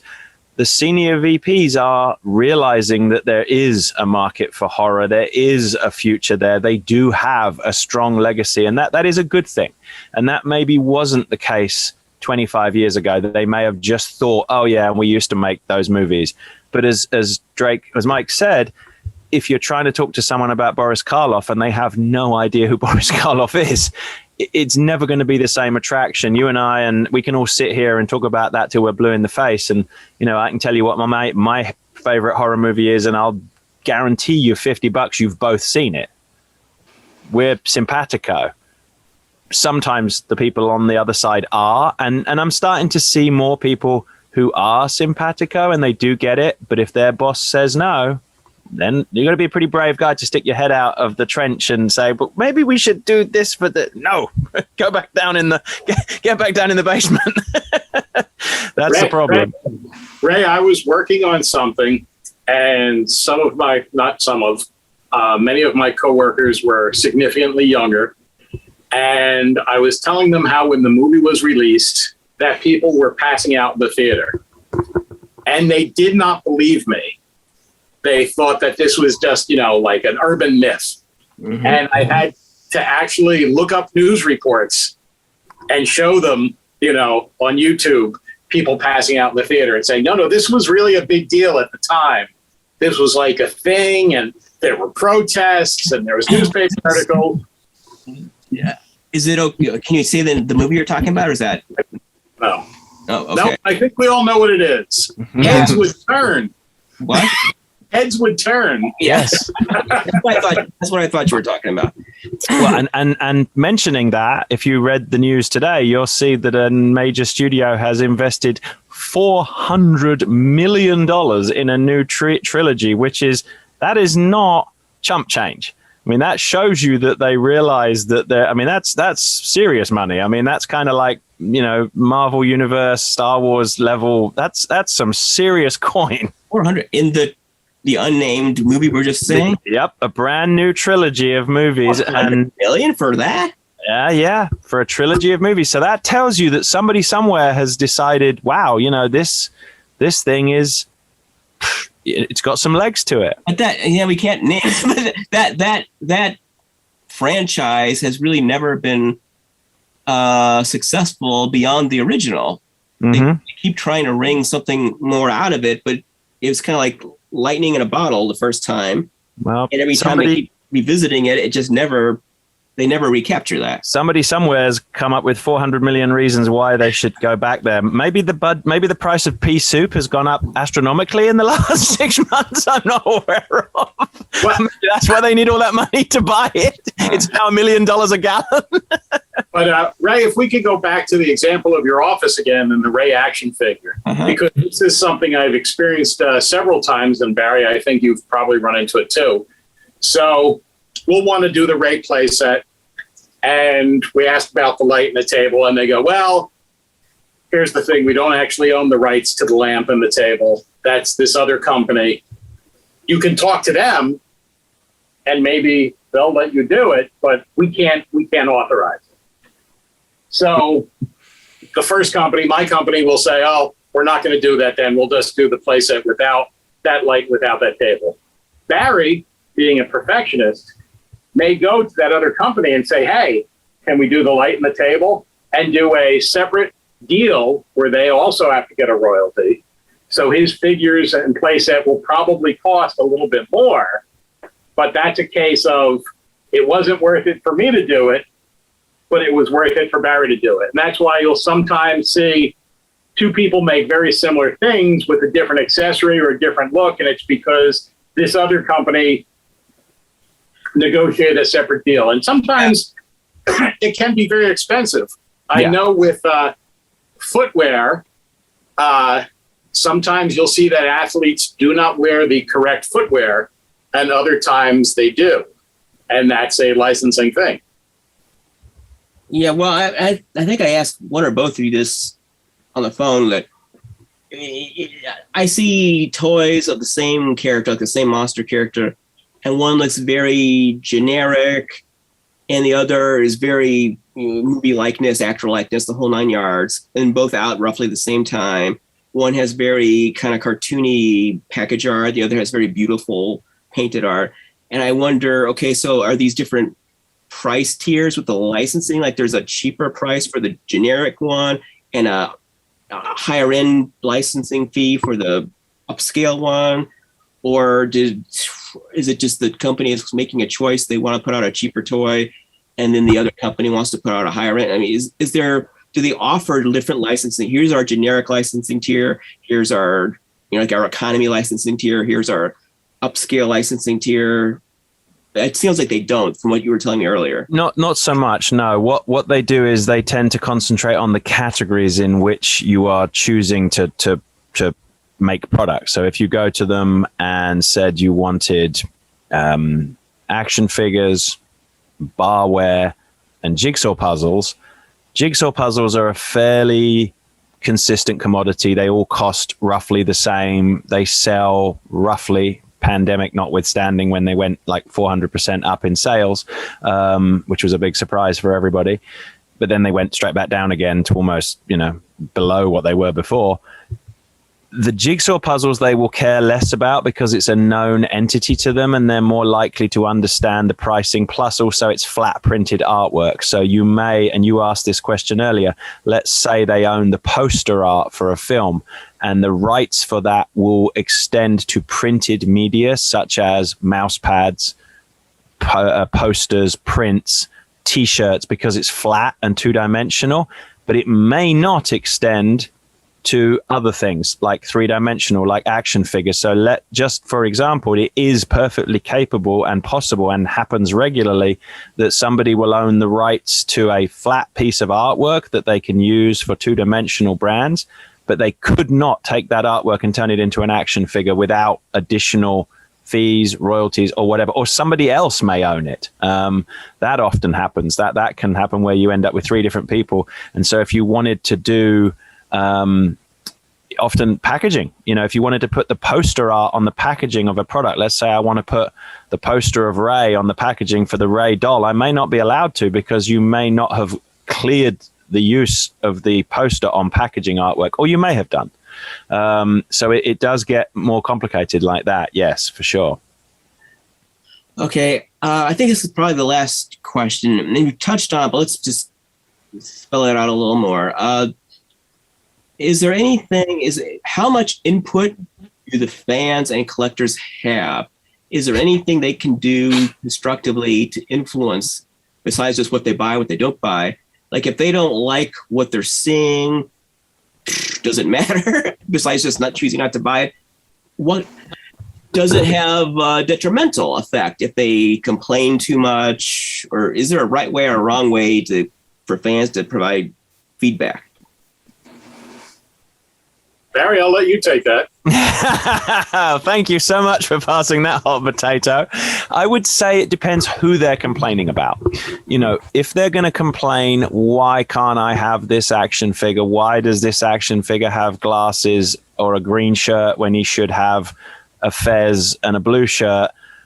That's going to be less something that let's step back a minute. Maybe the company that has the license just wasn't paying attention and made a mistake. And I would certainly, and I know Mike would do this, we would own up to it. We'd say, oh, our bad. We screwed up, which shouldn't happen because we're supposed to be professionals and we're supposed to actually know what we're doing. And I would like to think I wouldn't put the wrong hat on the wrong character, but I'm only human. And my CEO would tell you I screw up way more than I like to admit. That's one thing. But if they're complaining that, the brand is being misrepresented, let's talk about Universal Monsters. It's a good one. There are some monsters that you don't see a lot of product for. There are some that you see quite a lot of product for. The creature, because the creature is not a human likeness. It's people in a suit. He is a lot easier to work with than certain other characters that I shall not mention for 1,000,001 reasons. It's not going to help complaining and groaning and moaning to a toy company, oh, I wish I could get characters of this, that, and the other. Because there's nothing, if they could do it, they would have done it. So I would say that the best way is to gently ask, and if they get no response, or if they get something of a non-response, the answer is probably because the person cannot tell you why. There is no point trying to complain to a studio, and actually I would say the opposite. What's becoming really difficult for the business is, we've heard this before, and this is a whole wider thing, what they call toxic fandom. Mm-hmm. We've all seen it, oh, you ruined my childhood. Oh, I hate you because you changed you rebooted this character and now they've got shoes and they never had shoes before. And now blah, blah, blah. And the internet has made people's voices massively amplified. And I know for a fact that several major studios are so terrified of the whole toxic fandom thing, they just ignore it because it's easier to say nothing than it is to engage with that side of things. Because the problem is once you start engaging with the more toxic elements of those people, they're like the Joker in Batman. They want to see the world burn. They don't want a good answer. They want to be the guy who bitches and moans and kvetches about, because they get something out of it. And that's fine. It's a free country and they should be able to do that. There is. I think, though, I'll push back a little bit on that. Like, I don't care one iota about He-Man. I'm not a He-Man fan. I don't care. But right now, as we speak, this is end of July 2021. There's a new He-Man show. This is where I have to be careful what I say right now. A lot of He-Man fans are not happy. And I understand. I completely, from what I haven't watched it, not going to watch it. It's not my thing. But I 100% understand and sympathize with why they're not happy.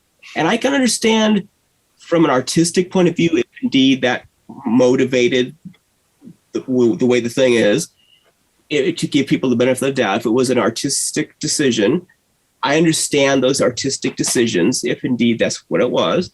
But I absolutely have 100% sympathy for people who are not happy. So I don't call that, I mean, they may be toxic in the way they express it, but I wouldn't say it's frivolous. No, I didn't want to, they're fully entitled to their opinions. What I was trying to say is because it has become such a hot potato that you don't want to be the guy that stands in the middle and says, hey, can't we all just be friends? Because you'll just get shot down on either side. You can't win. Yeah. So their standard tactic is to just pretend it didn't happen or ignore it because it's easier to ignore than it is to engage. And I agree with you. I do believe that people with differences should communicate with each other. This is why so many things are wrong in the world, because everybody just goes la la la la la and doesn't want to talk to anybody else. It's a tough job, but it isn't the job of a entertainment company whose job is to create things to entertain people, to act as a policeman and a ethical, legal, all those other things. They're all aware of it, but no matter what they do, they will upset somebody. So oftentimes they leave it out in the cold.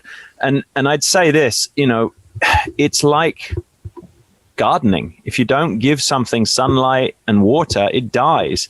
And so let's take a property that we all love. Let's take The Mummy. The original Mummy movie is now 80 years old. Mm-hmm. So none of us were born. None of our parents were born. 90 years old?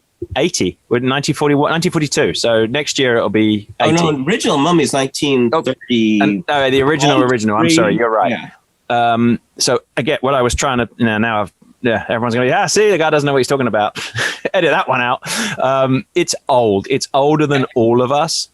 Next year will be the 25th anniversary of the Brendan Fraser reboot. Now let that sink in for a minute. That certainly doesn't feel like 25 years ago. As far as I know, there's nothing happening to keep that brand going above what we had, 2 years ago with a certain Mr. Cruz. Mm-hmm. At least they tried. Love it or hate it, they shone a light back on the Mummy. The Mummy hasn't gone back into its crypt to be buried, for like Tutankhamun's tomb for someone to find hundreds of years from now. And that's what I fear, is that some of these brands, if they become too difficult to manage, they will just disappear into obscurity and no one will ever touch them. It becomes a brand that just gets sadly forgotten, and there'll be something else. Mike mentioned it, there's so many new things coming up on streaming. It'll just get washed out. So we should, even though we may not love what they do, at least they are trying to keep the thing relevant and trying to keep it in people's minds. And we should try and at least accept that side of it. Mike, do you have anything to add?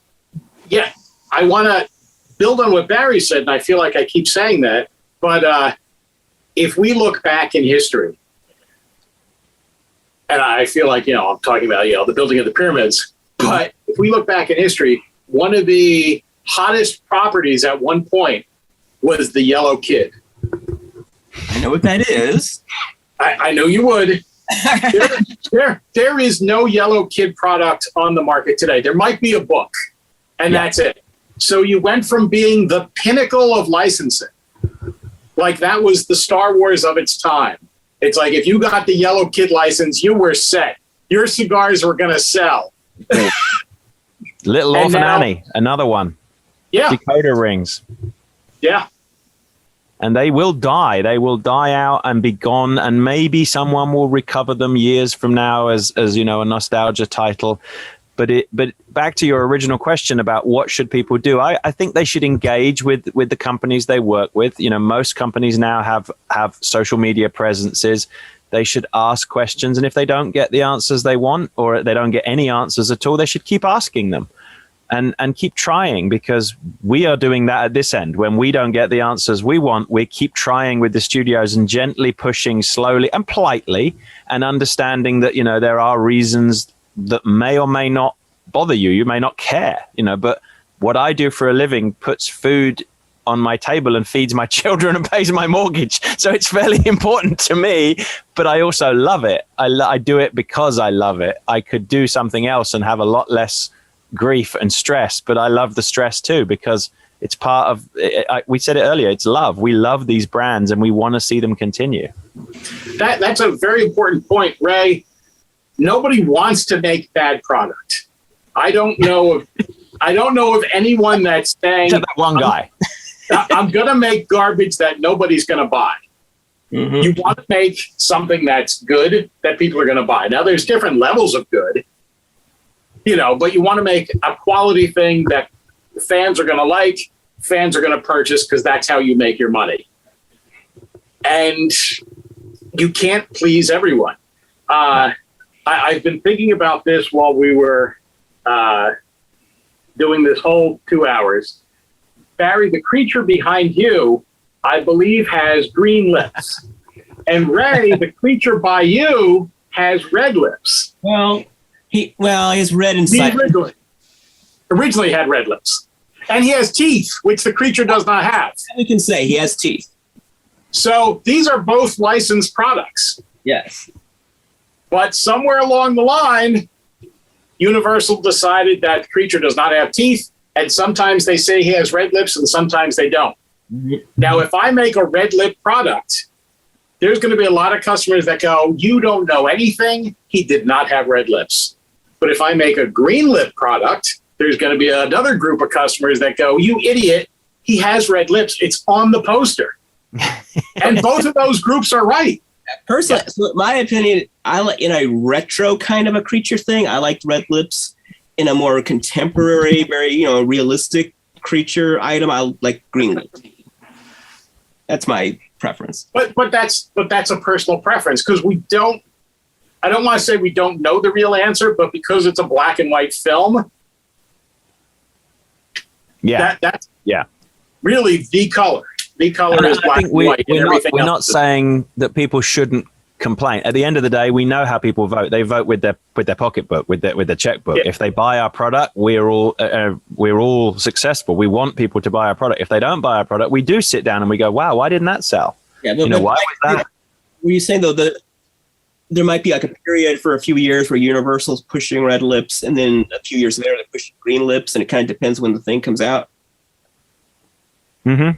Yeah, that did happen for a while, and things change. One of the characters that you could work with 10 years ago, you can no longer work with, because the rights have moved on and migrated, and it's now much harder to use that character because the estate of the actor have changed their opinions on things, and probably contracts expired. These things do have finite time. They're not infinite. They're not cast in stone. And who knows? That's like that for this month, 6 months, a year, 10 years, 20 years. And then, 10 years from now, it might be different, or 6 weeks from now, it might be different. It's kind of a, same time, same channel. Tune in next week for updates. You guys probably can't comment on this, but a lot of Universal collectors really want Karis merchandise. And we've heard for years that Universal just won't do Karis for whatever reason. And why not? My understanding is, and I can't speak or I certainly haven't raised it with them in the last 6 months to a year. But my understanding is, yes, that portrayal of that character is not one that they have full rights to, and therefore they would prefer you use the Karloff mummy. But if somebody, the honest answer is I haven't asked them in a while, because honestly, as Mike said earlier, if I'm showing that, if I need to make that successful, and it depends on the product. If I've done limited edition prop replicas for the monsters that I've made 500 pieces of, 250 pieces. It's pretty easy to sell 250 pieces of something, you'd think. I still can't shift my Dracula medallions, but I'll stop whining about that. But if I need to make an action figure, Mike, what would you say realistically to make a profit on an action figure? You got to sell 5,000 to 10,000. Would you agree? Yeah, unless he's a unpainted buck. Yeah, so 5 to 10,000, Karis. And I'll be honest. I can't say that if I put one up for sale tomorrow, I wouldn't get 5,000 orders. But you know what my gut tells me? Probably not. Well, I mean, I don't want to turn this into a thing about carrots, but I mean, I would think that. But what I was trying to get through is that's my opinion. I could be wrong. I probably am.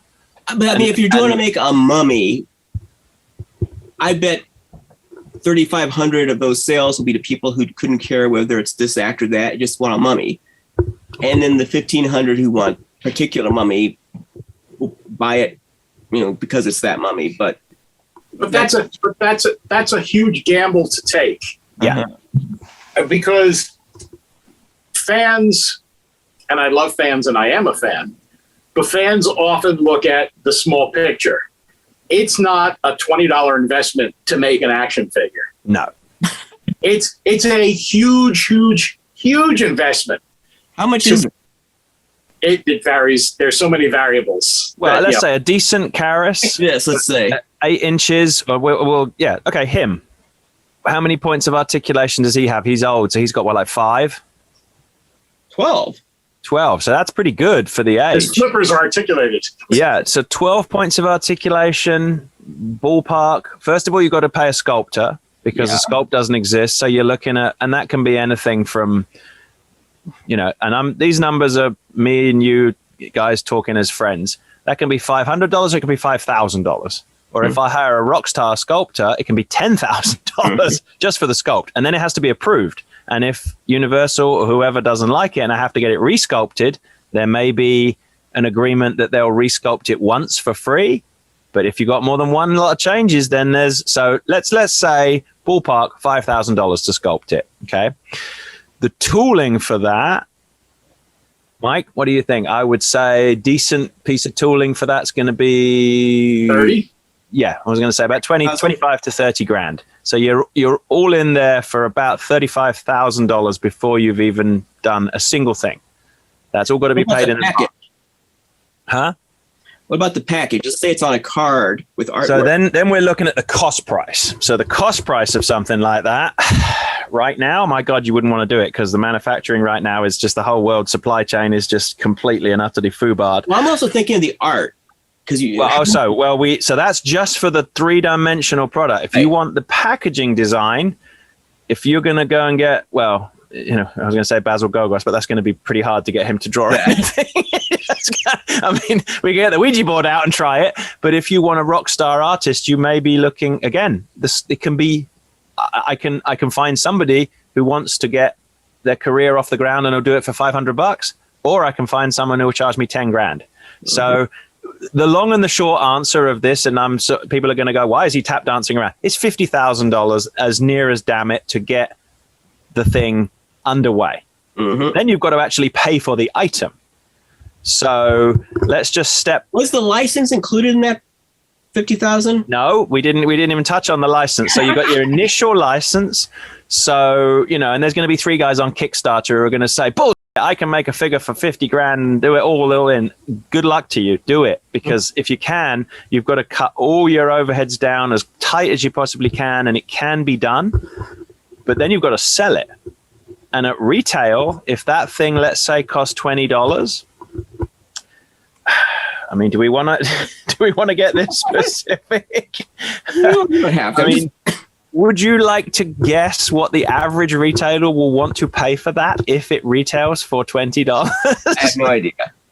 They will probably scream at you if you charge them more than $8 for it. And most of them will want to pay $6. So if it costs me, let's say, and this is hypothetical, and Mike's going, what is he doing? Let's say it cost me $3 to make and I sell it for $3. I've only doubled my money. Now remember the math on it, that they're going to sell it for $20. Do you see who the winner is most of the time here? So the moral of the story, kids, is if you want to make figures, don't make them, sell them. The retailer usually has more power. I just want to add to that because, Ray, I'm sure there are people that are going to listen to this and go, if he's making it for $3 and selling it for $6, he doubled his money. Mm-hmm. He still had to ship it. Yep. He still had to store it. Yep. He still had to pay the licensing out of that. Yep. He had to do some type of advertising. He has a staff.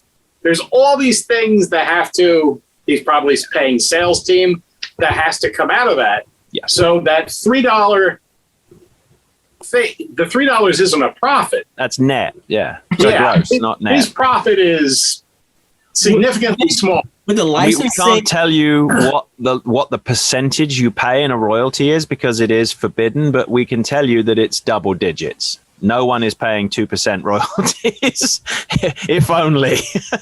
In our industry. So the whole licensing aspect is going to add tens of thousands to this $50,000 expense already. If you're doing it from cold, yeah. If you're going to go in and try and get a license for action figures. So it's something you have to have a fairly big set of balls to do. So if you're just saying, I want to make this creature figure, it's going to be a huge expense to put that out on the market.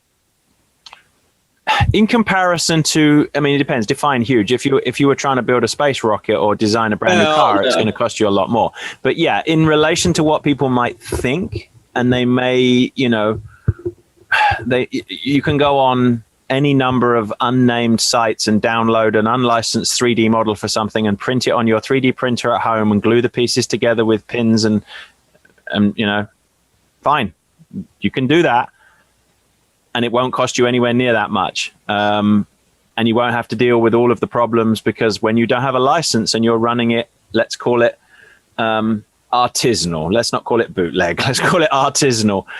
You have a lot more freedom and you can do a lot more things and you don't have to worry about all these other issues and problems. You can just do your thing. And I wish it were like that sometimes. It would be great. I see guys doing amazing creative work. You go to Monsterpalooza and you see these amazing pieces of one-off work that these guys do, and that's considered a one-off. That's a piece of art.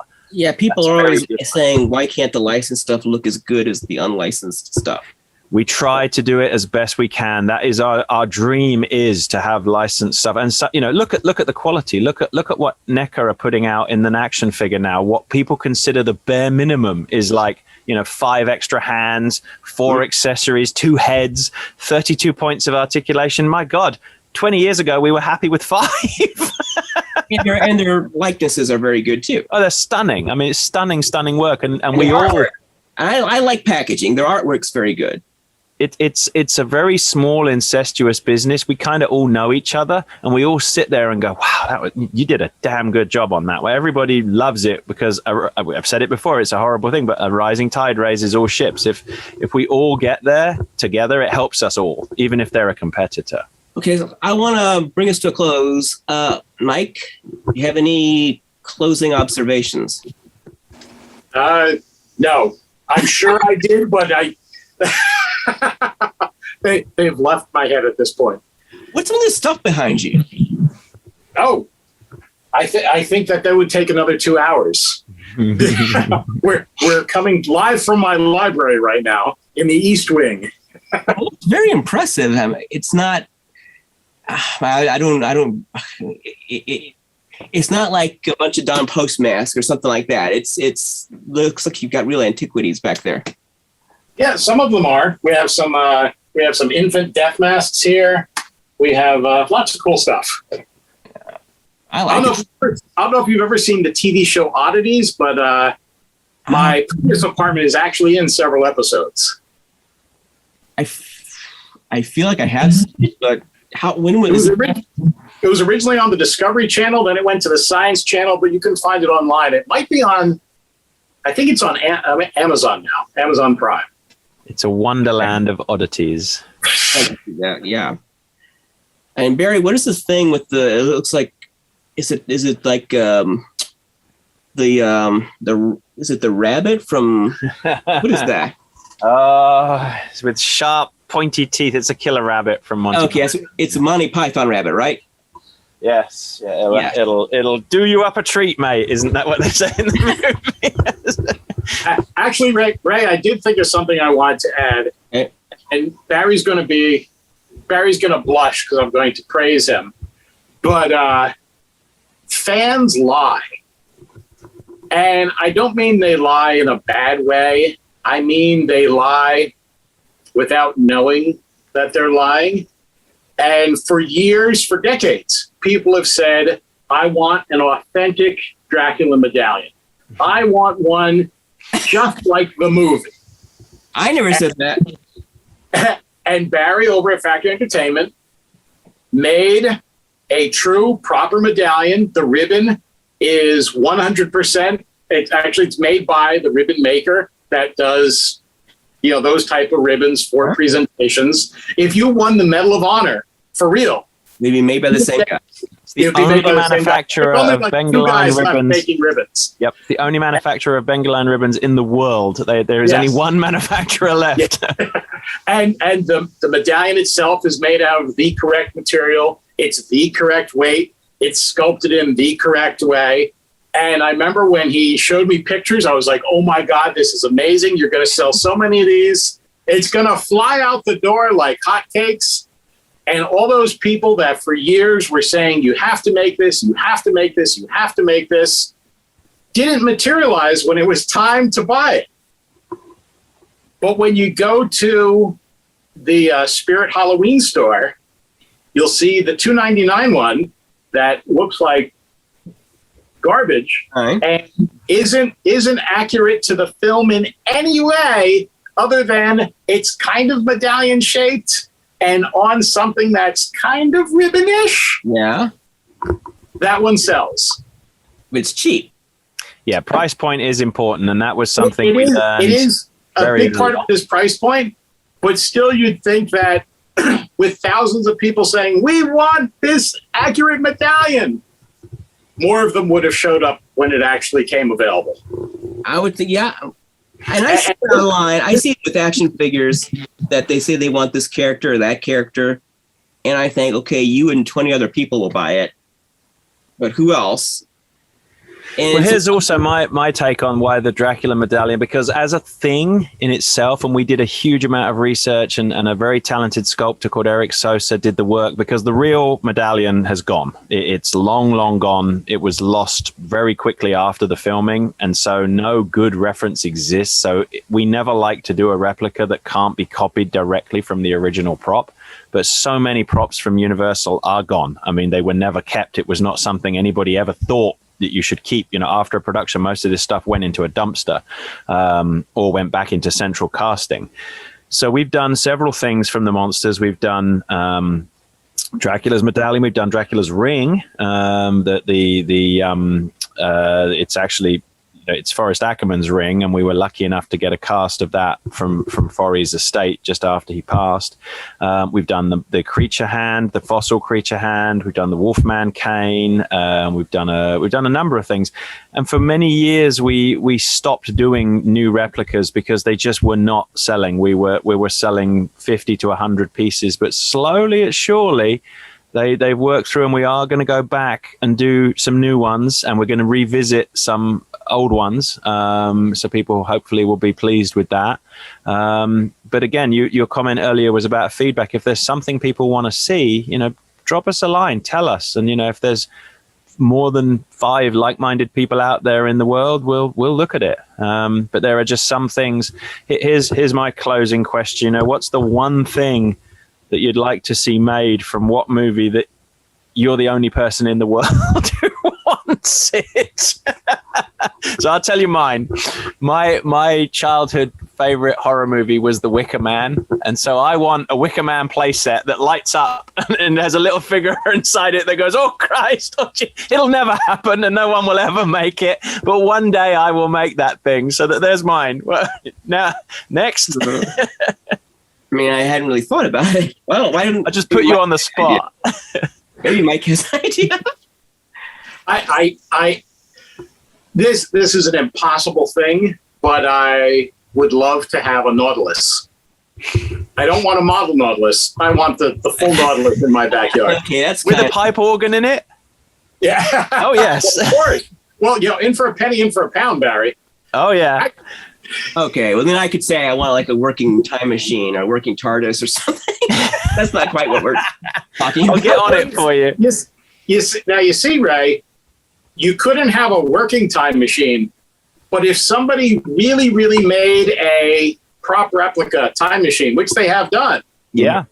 and sold it, would you be on the fence? Would you be going, well? No, I wouldn't buy a full scale like George Powell's time machine. I wouldn't buy a full scale. Where the hell would you put it? Yeah, But you just said it was your dream item. No, so I if it's your dream item, you're not going to buy it. like a Let's put some rules in the conversation. Let's say the thing has to cost less than $500, and maybe it's something that fits in an IKEA Detolf cabinet. Maybe what figure do you want to see that you've never seen and don't think you ever will see? A figure. Okay, there's a difference. Okay, there's things cult favorites. I love to see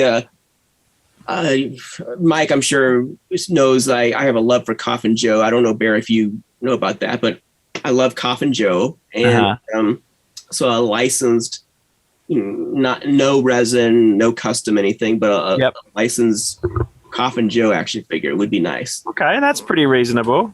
Well, the internet is listening, but I mean, I like a Hot Toys or Sideshow Toys. I don't collect those high end figures, but I would buy like a $200 or $300 Hot Toys Coffin Joe. I would buy that. We may have to get a Portuguese speaking licensing agent to look into that one.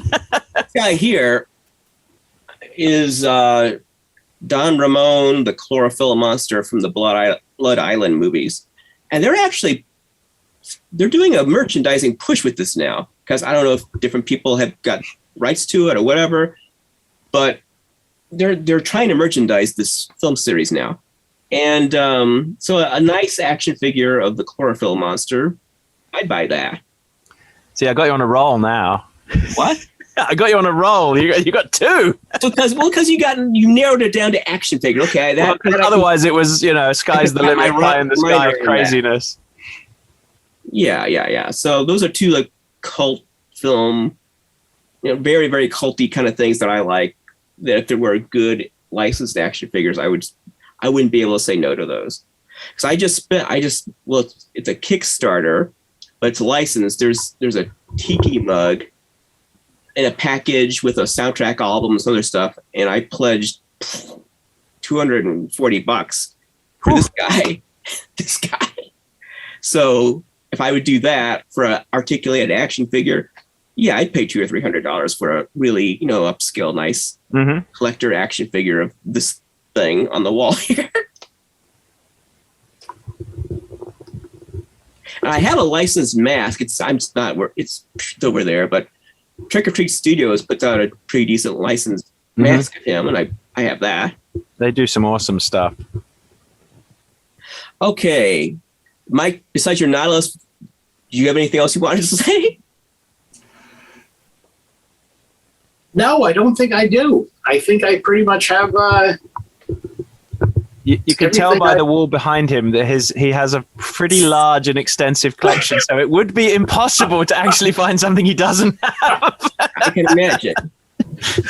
That's just one 4-foot section of something it's only just begun. I can imagine. Okay, then I'm going to wrap this up. I'm hopeful I'm not running out of hard drive space. Look, is this still recording? Yes, it is. Okay. So I'm going to bring it to a close. I'll call you gentlemen again. Gentlemen, thank you very much. I appreciate it. Mike and Barry, this has been an excellent evening. Great conversation. And it would be nice to talk some other time about, not licensing, just because your knowledge goes beyond licensing. I mean, I'm sure you can talk about Barry, I know you've got all kinds of experiences you could talk about with horror icons and, stuff that. Hey, I was young. I needed the money. What can I say? Didn't really fit with this conversation, but Mike, I know you've got a variety of experiences, so maybe we can get together again sometime and not talk about licensing, but more general, monster kid stuff. But this was a great conversation. I hope that the viewers enjoy it and we get some good feedback. I appreciate it. I'm going to wish you both good night. Thank you, sir. It was an honor. Thank you. It was great talking to you both. Bye-bye. I hope you enjoyed that interview with Mike Drake and Barry Eldridge, and I want to thank both of them once again for being so generous with their time and knowledge. Thank you for watching. Basement of Horror will return.